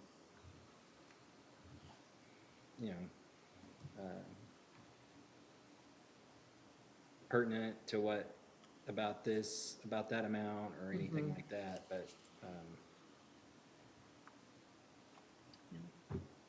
So- this, And what is that, 162? Yes, sir. And so the 162. revenue from that is only about under $2,000 Yes, a year? yes. Is what you're saying? Okay, Yes. okay. But even that being said, just looking at the use, the requested use of it is something you'll want to. It would pull down in a hurry. Ponder. Yeah, absolutely. Okay. And right now, we just have that 10,000, which was the current agreement. You don't have to do that either, but we just have it in there for discussion purposes. And when we come back to that list at the end of this week, and we'll change we'll reflect any changes you make here. When we come back to that list for outside entities at the end of the week, at that point, and we're going down through them, A, B, C, D, E, F, will you let us know if there's a alternative funding source Yes. available from some of Yes. these at that time?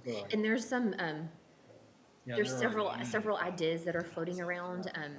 Some of us are digging to make sure we have all the correct information before we bring I that know to we're talking you. about future monies from something like that, but Yes. I'm talking about like current, like. Current, yes, current. yes. These are considered Yes. more economic development issues. Okay.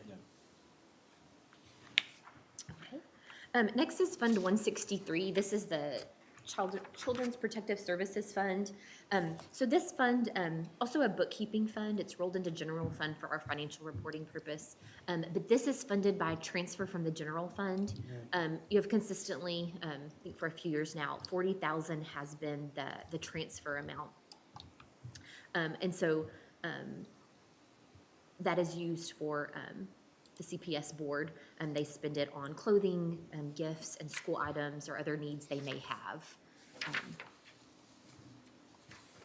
And so, if you're, and we'll touch on that transfer in the general fund as well, but this is the other side of it. So if you have any thoughts about that amount, let us know. But that is the same as it was last year.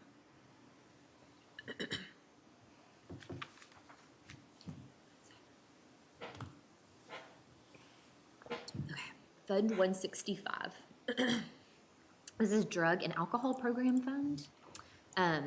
So these are fees that are charged to defendants that participate in this program. And so the fees that are collected here may only also be used for that program. Other than some minor adjustments, this budget remains the same as it was last year. It also still has a healthy contingency as items arise. And Judge Vick is who administers that court program.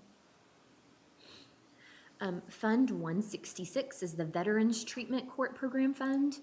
This also holds the collection of fees that are charged to defendants that are placed in this program. In the past, this is a newer fund, a newer program. In the past, we've had some grant funding that has covered some items. We've used the general fund some, but we haven't spent anything out of this as of yet. But for next year, we've gone ahead and budgeted some line items here, again, to give some, free up money in the general fund a little bit, but that is why it's here. So we want to be sure it's being used for that purpose. And the line items are all pretty reasonable. And again, these are things that would be budgeted in general fund if not here.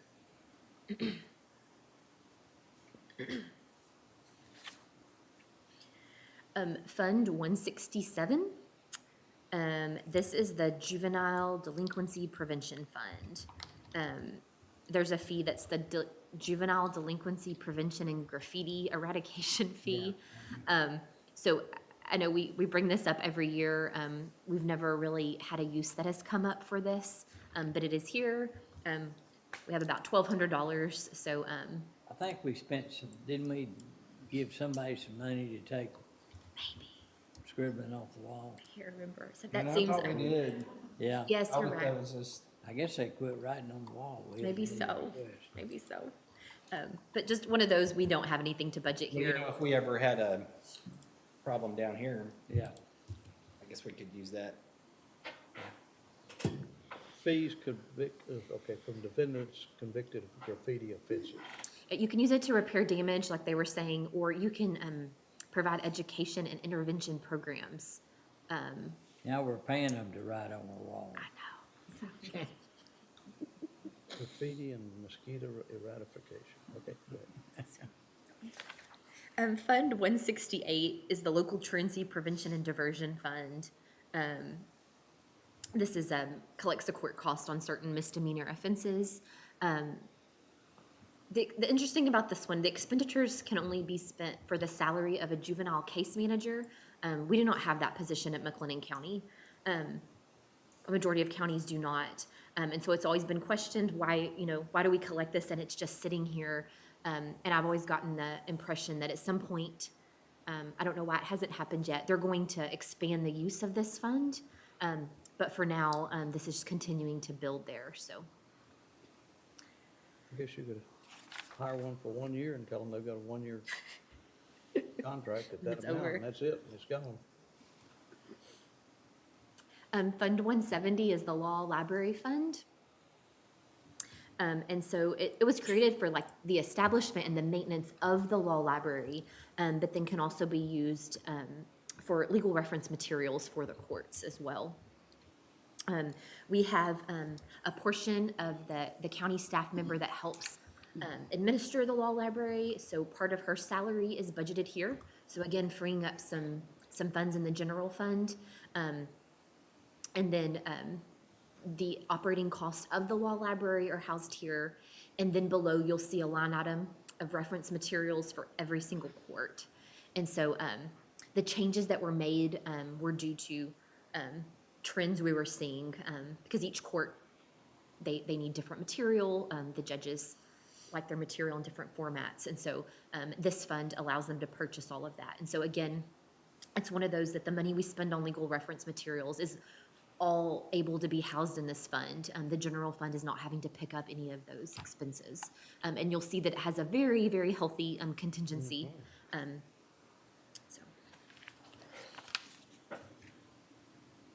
Fund 175 is the District Clerk Errors and Omissions Fund.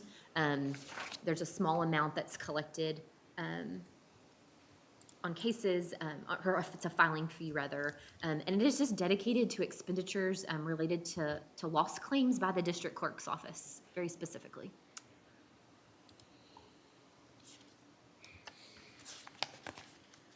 Fund 265 is the DA's P-TIP fund, or pretrial intervention program.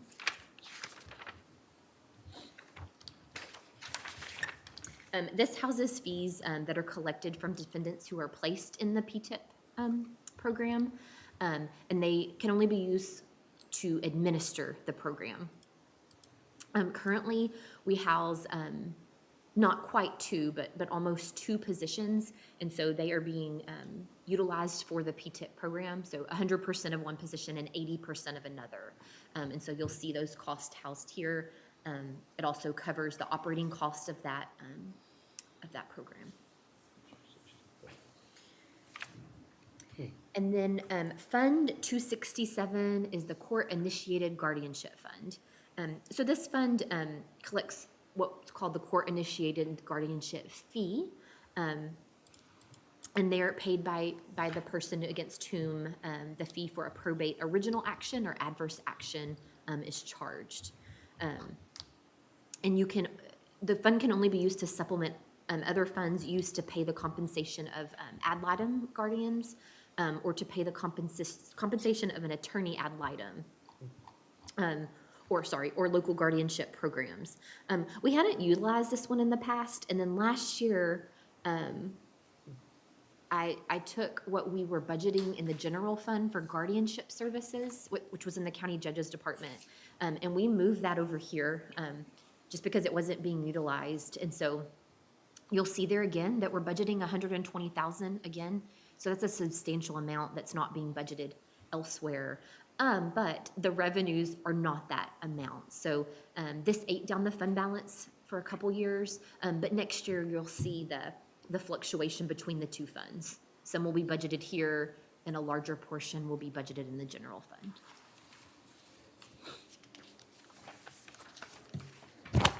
Okay. So I know we have two items there, that being the request from Judge Lee for the metal detector, as well as the records preservation services in the county clerk's office. And then there's some items tied to outside entity request. And so we'll make sure those are cleaned up. But anything else that caught your On that, attention, or? that list you've given us before on, I guess, definitions of all these different funds, and there was two listed, debt service, 316 and 401, are those, those aren't special revenue funds? So those are, we call them different things sometimes, but those are tax generating funds. Right. And so, we, Separate those. yes, sir, yes, sir. Yeah, the funds we just went over, there's, court cost or fees that specifically by law have to be placed in that fund, only used for a certain purpose, and tracked accordingly, so.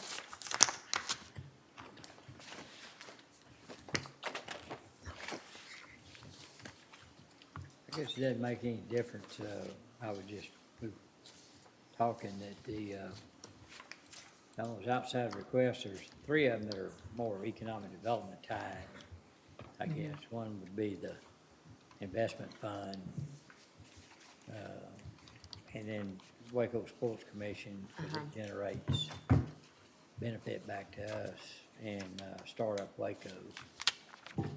Some of them are easy to see the connection, and some are a little harder.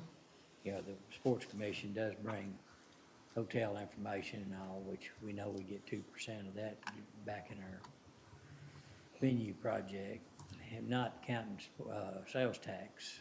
That comes directly to the county. Yes.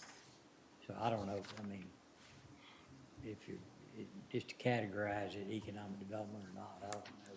That's what I was wondering about, shouldn't that be economic development? So we Aren't have those it. in an economic development fund already, like Yeah, so in, way back in the? so in the general fund, we have a department we call contracted programs, and that's where you find, things like animal birth control and Meals on Wheels and those types of things. And then we have an economic development department in general fund. So that houses the transfer to the economic development fund, the WIMDEC fund, as well as those other items Chris discussed today. And then we have the Sports Commission. It comes out of there. So whatever we One put other in we just there, said. whatever we put in there comes out of that It's just a department in the general fund. Department of General Fund. Yes, so Sports Commission, why am I drawing a blank? Cultural Arts District, and then that Community Investment Fund.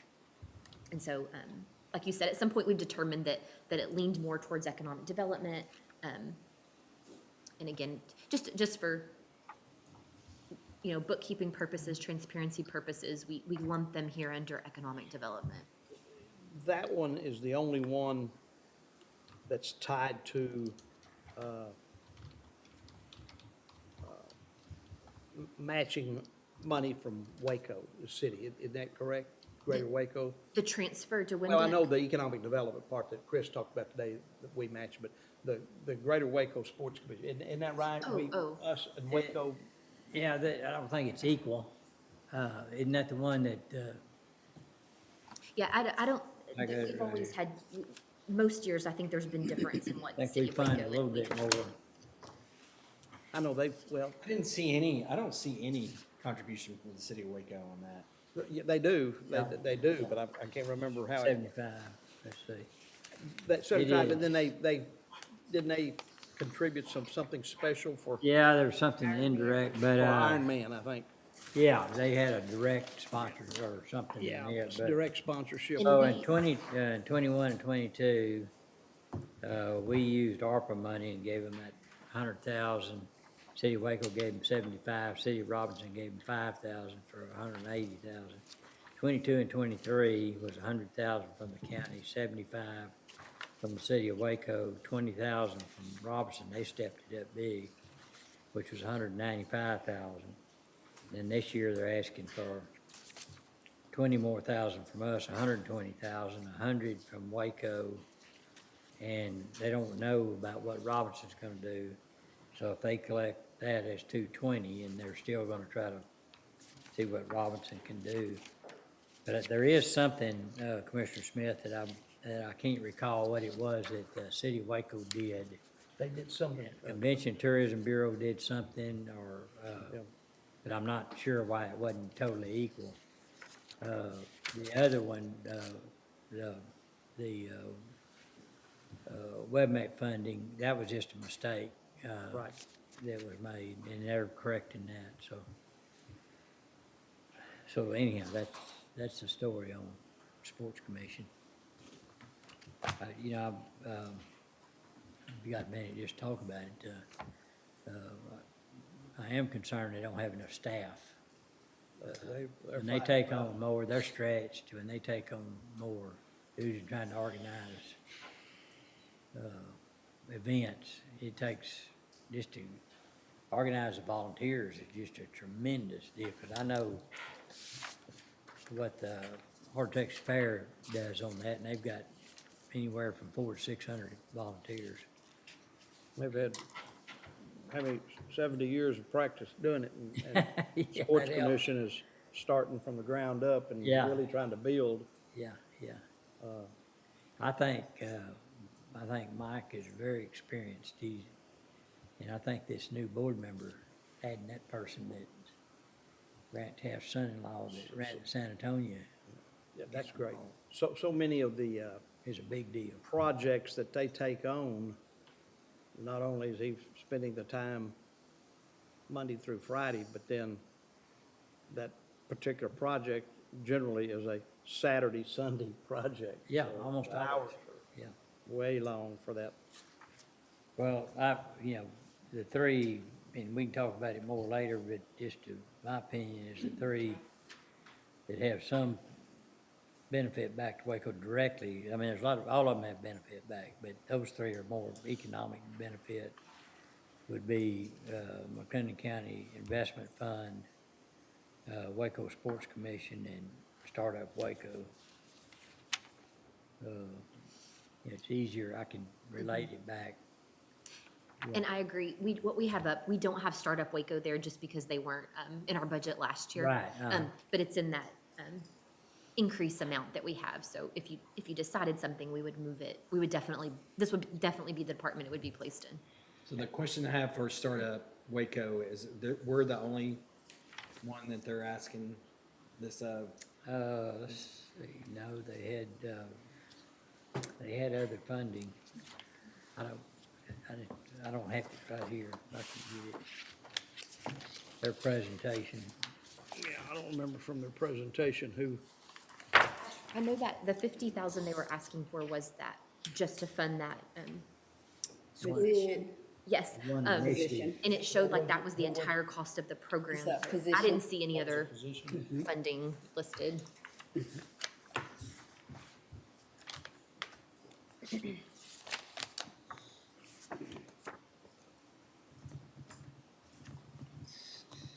Did they have a presentation?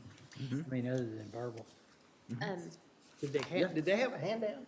Yeah, she put it on the drive. They had a handout, I should. No, they didn't have a handout. Okay. I think, Okay, that's what I was trying to remember. I could, That was I when saw it they on had a Drive. PDF and we scrolled through the PDF, but it was you, that was the one that was hard to read because it was small. oh, gosh, yes. What was it? It was hard.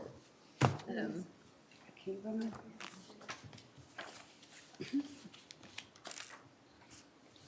Sports Commission. Well, are we this afternoon going to go through outside request, or is that something that you're going to bring back to us in some kind of format? So, At a- so we still have some lagging topics to cover tomorrow on that. So what, Still some topics that still need to be covered. Oh, okay. And so, we can talk about the ones we've heard from before, but I think it'd be easiest to have them all I agree. all in front of all us? together, and you've heard from all of them, and then Okay. be able to move forward. Yeah, what they provided is on the drive, under Startup Waco. But under revenue, they have rental income, sponsorships, and then local and national grants. And so, I don't see anything that necessarily, know what Do you have any sponsorship- detail on the local grant? it doesn't, it Okay. just says, it's just one lump sum number. Okay.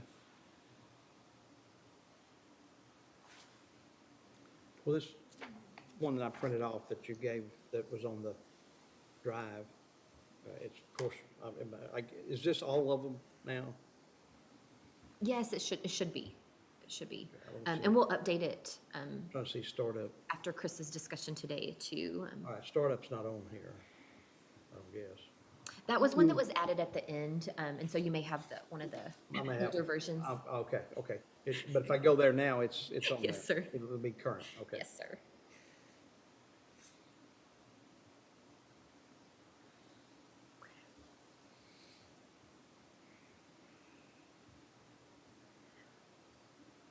What, is there a certain, I mean, we have still things we can cover, but what's the thought on time this afternoon? Just wanna- Did you have to leave? No, it's Thursday. You have. It's Thursday, I've got a 325 across town. Okay. 325? Yeah, 325. Okay. So we can continue to Yeah, continue. check stuff off, okay. Yeah. Fine. And I know the topics are all over the place, but just things we have to go back to. So, I think we'll go back to the Permanent Improvement Fund. You were asking about Fund 401 earlier. So we push a portion of our M&O rate over to the Permanent Improvement Fund. The first week we met, I believe, TJ presented his projects, the new projects. Oh, I have a handout for that.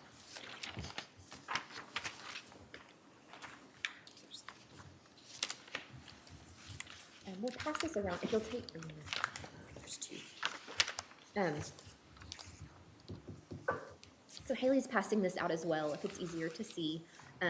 But this is a listing of the new projects that TJ covered, and he may be available if you have any further questions. I'm not sure if he's on or not. I figured he was. Thank you.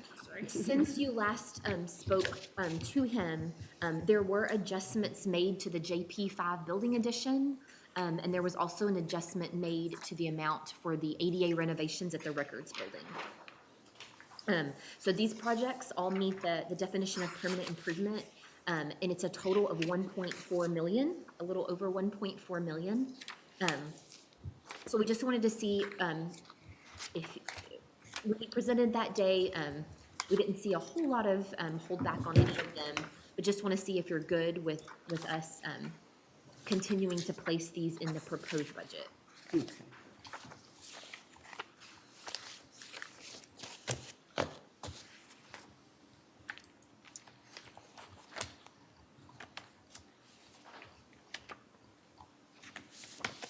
And TJ, is there anything you wanted to add any more to any of these projects? Information wise?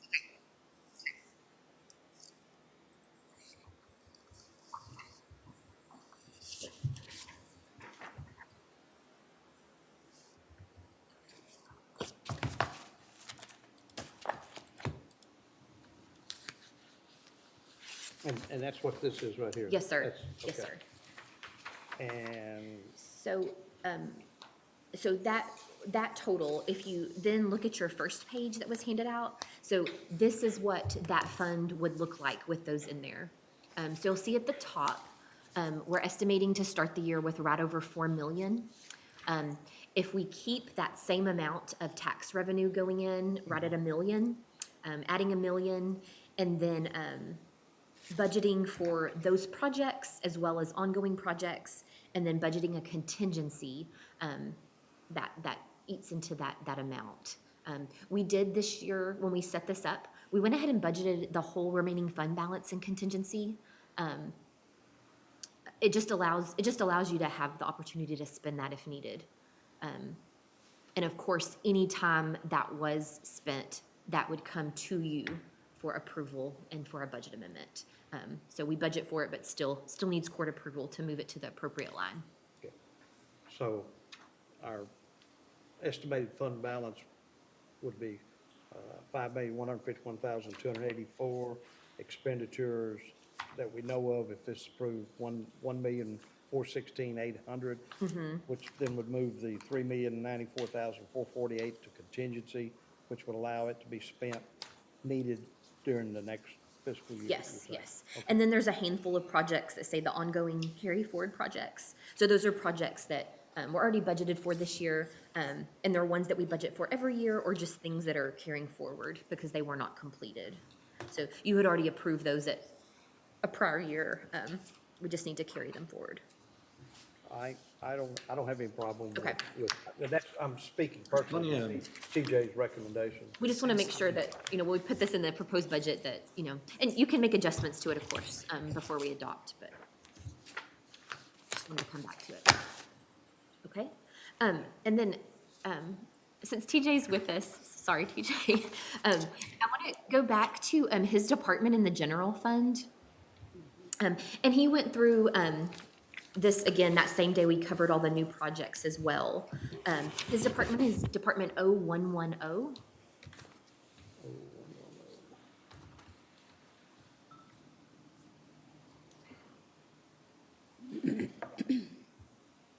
And he did have increases in his budget, and we went through the reasoning for those.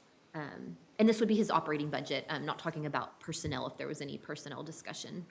But he went through the need for each of those lines, why there's increases. But the largest increase was in the repair and maintenance line, which is the bread and butter of what he does. And so there's just a lot more expenses there than there have been in the past. The majority of it, and below that, there's a detail of what the additional projects were that were added that fell under repair and maintenance. And the largest piece is that jail roof. I've had conversations with some of you, and we are looking to possibly fund that in a different way. And so if we can use other funding and pull this out of general fund, that would be the best case scenario. Pull it out.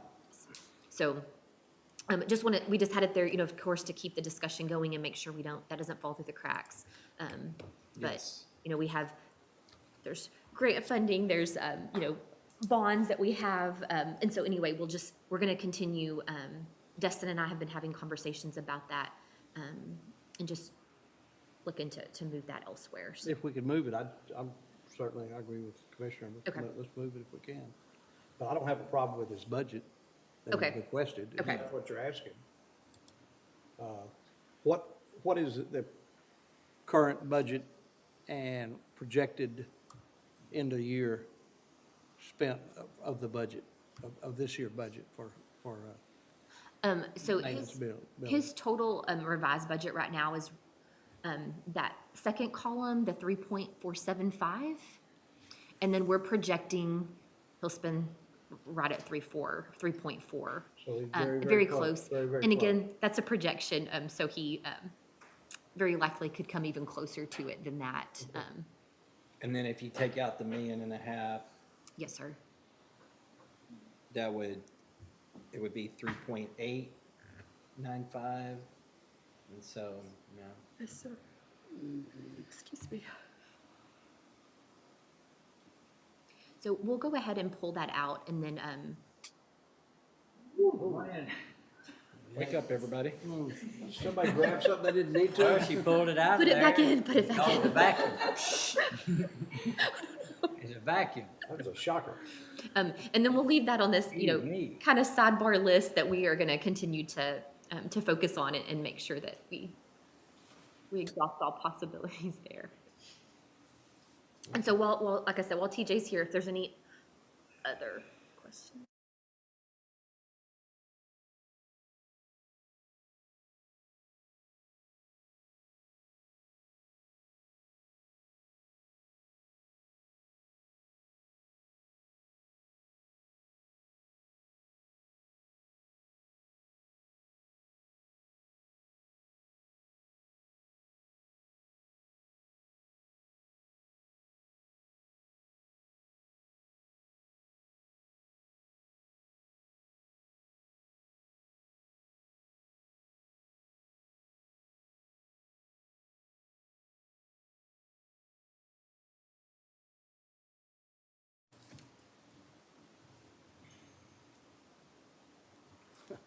I'm thinking insurance rates will go up to offset the, Yeah. what we get. Thank you, TJ. Well, this- What are our deductibles on those? Multiple occurrence. Oh, okay. So, well, And so there were that's multiple, Multiple roofs damaged, Yes. but we only have to pay the one. 25,000. unfortunately not the jail. Well, that's good. Fortunately, not the jail. Yeah, that's. Yeah, for 25. I was looking at some trees down here this morning. I was like, what in the world? Hell.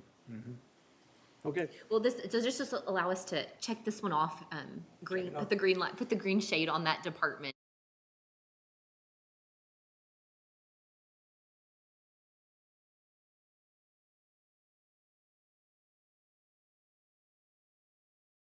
Things, just in general fund that I just want to point out, and again, just kind of have our punch list, like checking through.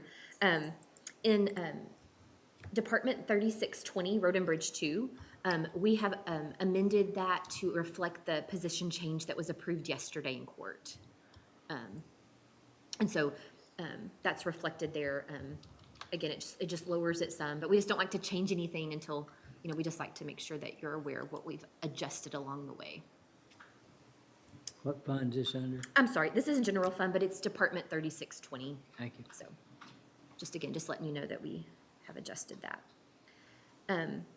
Also, in funds 2410 and 2411, the jail and Jack Harwell. So we have line items in both of those departments for food services. That service has been put out for bid, and I know not everything's finalized yet, but from what we gather, we're looking at a 7% increase. So this just all kind of came to light this week, that there's going to be a 7% increase in these costs. And so what we did was we took the revised budget. The revised budget that's up there was as of June 30th. There's been other budget amendments done since. So we took the most up-to-date revised budget, added 7% on, and that's what we amended the budget to be. So here you'll see we brought it up to 1.234. So that is a different number than you saw the last time we met together. We've adjusted that since yesterday. And then the same in Jack Harwell. And of course, that bid information will be brought to you for formal approval, but whatever way you go, we're still, looking at that increase there. And then Jack Harwell, you'll see the number there is 870,000.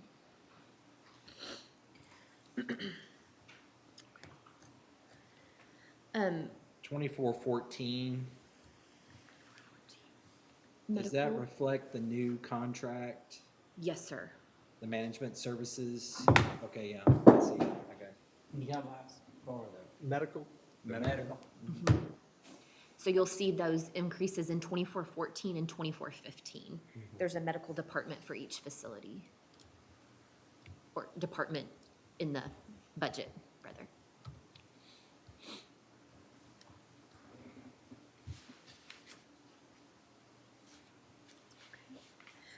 I wanted to come back to Department 5420, and that is our Indigent Defense Department. We briefly looked at this at the beginning of the month, and we discussed a little about, you know, the number of capital murders that are on the horizon, and of course, those costs are much higher than a normal trial. 54, I'm sorry, 5420, 5420. thank you. So we budget based on trends, and just what we're seeing. This is a department that's very hard to budget, for exactly. It's, even with all the parties that be, it's just a hard number to come to for the year. But what we did is we have discovered the estimate is between 5 or 6 capital murders that would be heard this next fiscal year. Of course, that could change. But the number we budgeted, if you look at what's projected this year, so it's right over 5 million. And the number that we're budgeting is about a little over 16% higher. So we're budgeting about 5.8. Again, very, very hard to know all the costs that would come up with a capital murder. But I think budgeting 16% over what we project for this year may just What's be your our rationale best. for 16%?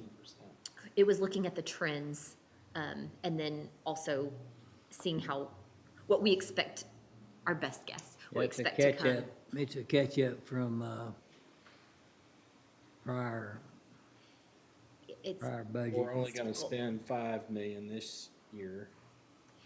and so we didn't do just a flat 16%. We looked at each line individually for each court, and then in the end, that total, that grand total when compared, came out to the 16%. So, again, we have contingency budgeted, but it is just a very hard number to really tie down.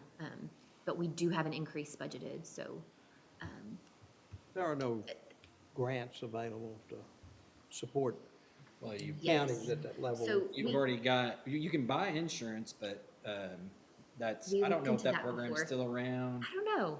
And then, Just make but it clear. if you're, they're not gonna insure the ones That are already indicted, they already know are going. but there's nothing that you can access.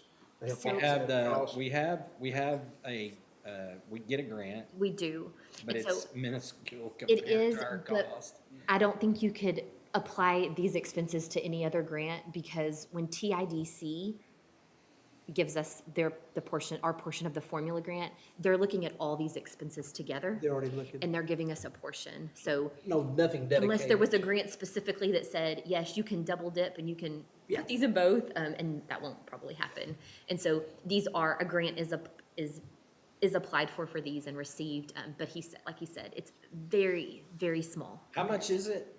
It said like, I mean, it seems to get lower and lower every year. Yes, It did. you're correct. Naturally. History. Thank you.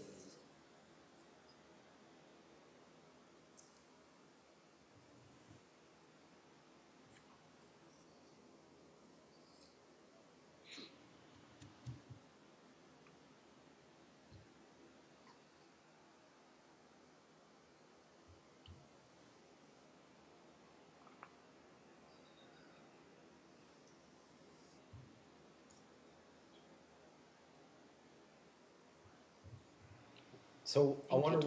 why they wouldn't be interested. Is it just small, or is it, are there stipulations, or?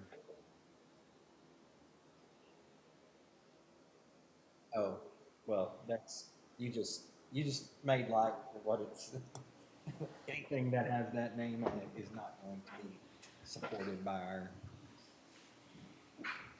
And you were asking, so this year, $177,000 was our grant award. TI, Defense.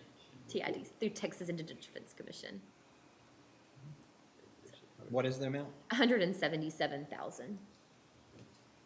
One trial, eat that up. And like each year it changes. The work to do that report is probably, Okay. But that gets put into our formula for no new revenue and things like that, right? so yes, any increase in indigent defense cost, indigent healthcare cost, and then also the cost that we figure for holding state-ready prisoners. Those are several of the things that are embedded in the tax rate calculation. So as these costs go up, they let us accommodate that increase in some form or fashion through the tax rate calculation. Okay. So. Okay. Where should we go now? So we're gonna sign off on that one too, is that a check mark off? So, you know, we can continue to discuss it, we continue to look at it over the next few weeks, but if we bumped it up more, there's not a lot of rhyme or reason as to tie it to an exact amount Right. or to, and so that's why I'm thinking, you know, that this increase may be where we stay. Yeah, I think if anybody wants to come back to it and look at it, fine, but otherwise, I'd say, yeah. I hate to just throw money at it Yeah. and then, Well, yeah. yeah, obligated, yeah, and it show up on our, yes, and that is why we have a contingencies line. We have a 1.5 million for items like that, so. yeah, okay. All right for that. Okay. One other thing I had on my list, and there's really not a whole lot of discussion we need to have, but it's just our debt service fund. And so, again, you'll see this in the proposed budget eventually, and so just want you, just to talk through it. When we adopt the budget, we will not know the exact debt service requirements for the new bond, but we do have a really good estimate from our financial advisor. So we plug in the new estimate of debt service for the new bond. We come up with our total debt service for next year, and then the INS rate is calculated to specifically fund those costs. And so in the expenses for the debt service fund, you'll just see a department added at the very bottom for the 2023 bond with that estimate in there. Again, we'll probably bring a budget amendment to you to break out the principal and interest, but we just have it all stuck in interest right now. And so best estimate we have now, but that's what you're looking at there at the bottom, 7.7 million of debt service for next year.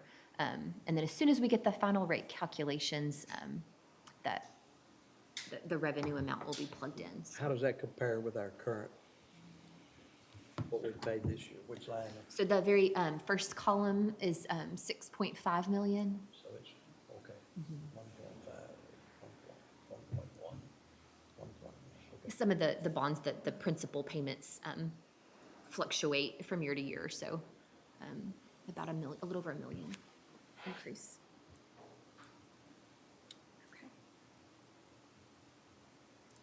Okay. So the other items I have, I think we were going to table until tomorrow, Friday, so that a full court was here. Right. And so I've gotten through what I wanted to get through today. Okay, What items tomorrow and Friday then are we talking about? Okay, so, we have, Heart of Texas Behavioral Network, or MHMR. Okay. We have the city What of time? Waco. So, they, March 3rd. they needed to be here in the they wanted to be here in the morning. And I know that we wanted to push personnel to later, Yeah. so if that works out for y'all, So 9 o'clock is Heart of Texas, yes, sir. Yes. BHN. So we'll walk through the amounts being requested for those agreements with them. Then after lunch, we have the city of Waco scheduled. And so the finance director will be here, as well as Ryan Durker with emergency management, and Lisa Blackman with the library, and then possibly someone else with animal shelter services or OSSF. And so hopefully we can just get through those, get all your questions answered, and move from there. CASA also will be here tomorrow afternoon. They were not able to attend yesterday. And then we have all of the personnel items left that we need to revisit. And so we'll just kind of fit in whatever works schedule-wise for you all. Okay, but theoretically, Friday, we could come back to some of the personnel items if we needed to. Friday morning, because we've got it scheduled 9 a.m. Yes. Friday. Yes. Okay. That's, Yeah, and then there was some items with IT that we need to come back to. And so he can be here on Friday. We can cover those. And Personnel. a couple other things we just want to clear up, kind of like we did today. Here's one other. The other one is the countywide department. And so, we've been talking through, the cost of the infrastructure line, outsourcing that work to be done. Zane had provided us with a schedule, and he can be here tomorrow, Friday, also to talk through that. But there's some that we, of course, want to use ARPA funding for, which it was planned like that from the beginning. It was allocated to those purposes. So making sure we know which ones are moving to ARPA, which ones are able to, which ones you want to budget for in general fund, if you want to put a amount in there for unknown projects that may come up. So just talking through that topic again, and just making sure we're all on the same page as far as what we budget there. So it's a lot, some heavier topics, but again, we have the next 2 days, and we're flexible, however we need to maneuver topics. Yeah, and To- there to may meet be everyone's some, needs. maybe some legitimate reasons, but, I support anything we can move out of general revenue. ARPA, something like that, it would There's just just- makes sense to me. I don't know. There's just a lot of specifics, and it has to be very, very I understand. specific to fit in there. If it's capable, Yes, and so we're behind the scenes trying to make sure we have all, make sure we've checked all the boxes, make sure we're doing all we can to move those out. So that's the, will Anna, Topics, when will Anna be back as far as Yeah. she'll be here personnel? tomorrow. That'll be tomorrow, personnel? Yes, and it just, y'all can let us know how you want to orchestrate the day as far as when to talk about what, depending on when everyone's here. She's gonna be here tomorrow. And if that's the afternoon, then, well, there's a window of 1 to 3 that both Commissioner Perry and Commissioner Smith will be here, the rest of the court. So, okay. Well, what about, when are we, if Randy's involved, When's Randy gonna talk to us again? So, is he scheduled to Is be? he with Anna? yes. I'll touch base with her and see, it was just kind of all up in the air, and see if there was any times that specifically weren't good for him. He may just be on. Okay.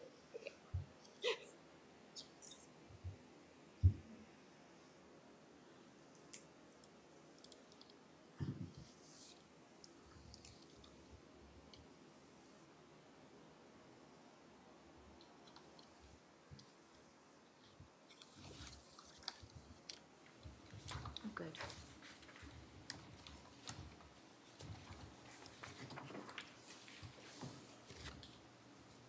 Okay. And then the one thing we haven't touched on really at all is TCDRS. And we are, of course, based on what our options are now, we know what that rate will be next year. But of course, you have always have the opportunity to make changes. Ralph Wallace could not be here until this next Tuesday, the 1st. So he'll be with us that day as a regular agenda anyway. And just kind of talk through how we've gotten to where we are today and what some options are. And so I just wanted you to let you know that we hadn't completely forgotten about that. It's just kind of got pushed to the end this year. okay, But, so. And that's all I have for today. Okay. That I think we can do today, rather. and then, next week, give us the marching orders. So, we'll be filing the proposed budget, by Tuesday, when we walk it in here, we'll let you know we Is have this. Tuesday when it has to be filed, is that? Yes, the end of July, so Is we're that the gonna, end of- the first will be, okay as well. So the plan was to, also propose the tax rate that day. I don't know if any of you have heard, but the state comptroller's office this morning, put out information that, the forms, the calculation that they sent out was incorrect. Was wrong, yeah.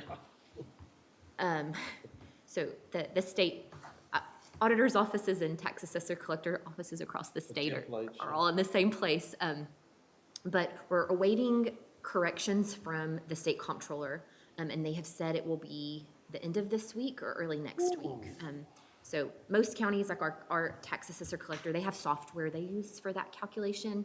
And so I know I talked to them today, they feel good that our calculation we have set up is right, but they can't confirm that until they receive this final information from the comptroller. So it's just kind of all happened today, and whatever happens, we'll make it work. But we may just have to make some adjustments where maybe we have to come back and propose the tax rate maybe later in the week, or maybe that next Tuesday. But we'll make it work timeline-wise. The way we schedule it, we always schedule all of these timelines and publications and adoption dates with some leeway in there in case something ever occurs. And so I will just keep you all posted as much as I know. So that was a long answer to your question, but the original plan have to be adjusted a little bit, so. Okay. But we can't increase the tax rate? No, Not from the proposed. No. Not from the. Go down, you can't go up. right. So- You go down, but you can't go up.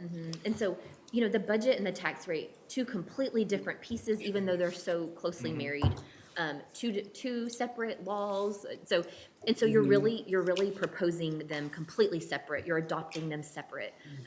But it's just, when we propose that budget, whatever your rate ends up being, we'll just adjust the revenue accordingly, when we actually adopt. But again, I'll keep you all posted, that's as much as I know right now. Okay.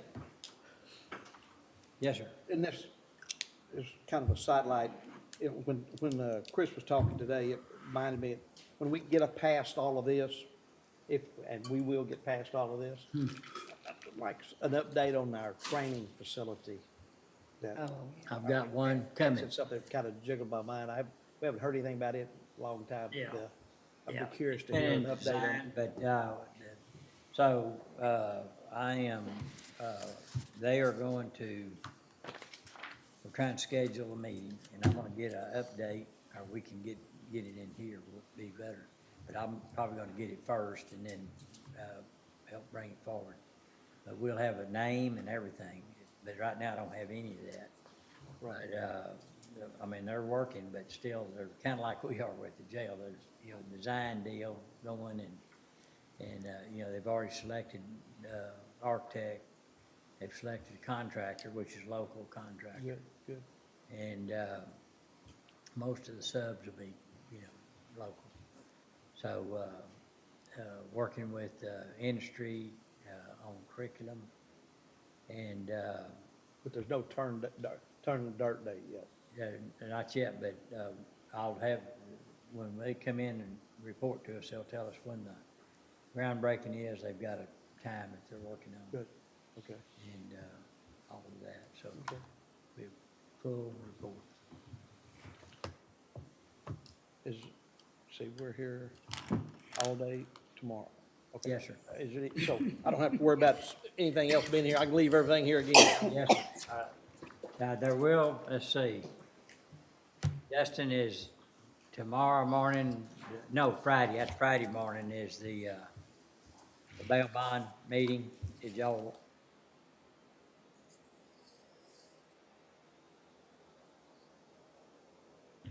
Okay, all right, so we won't have any, so 9 o'clock Friday morning too.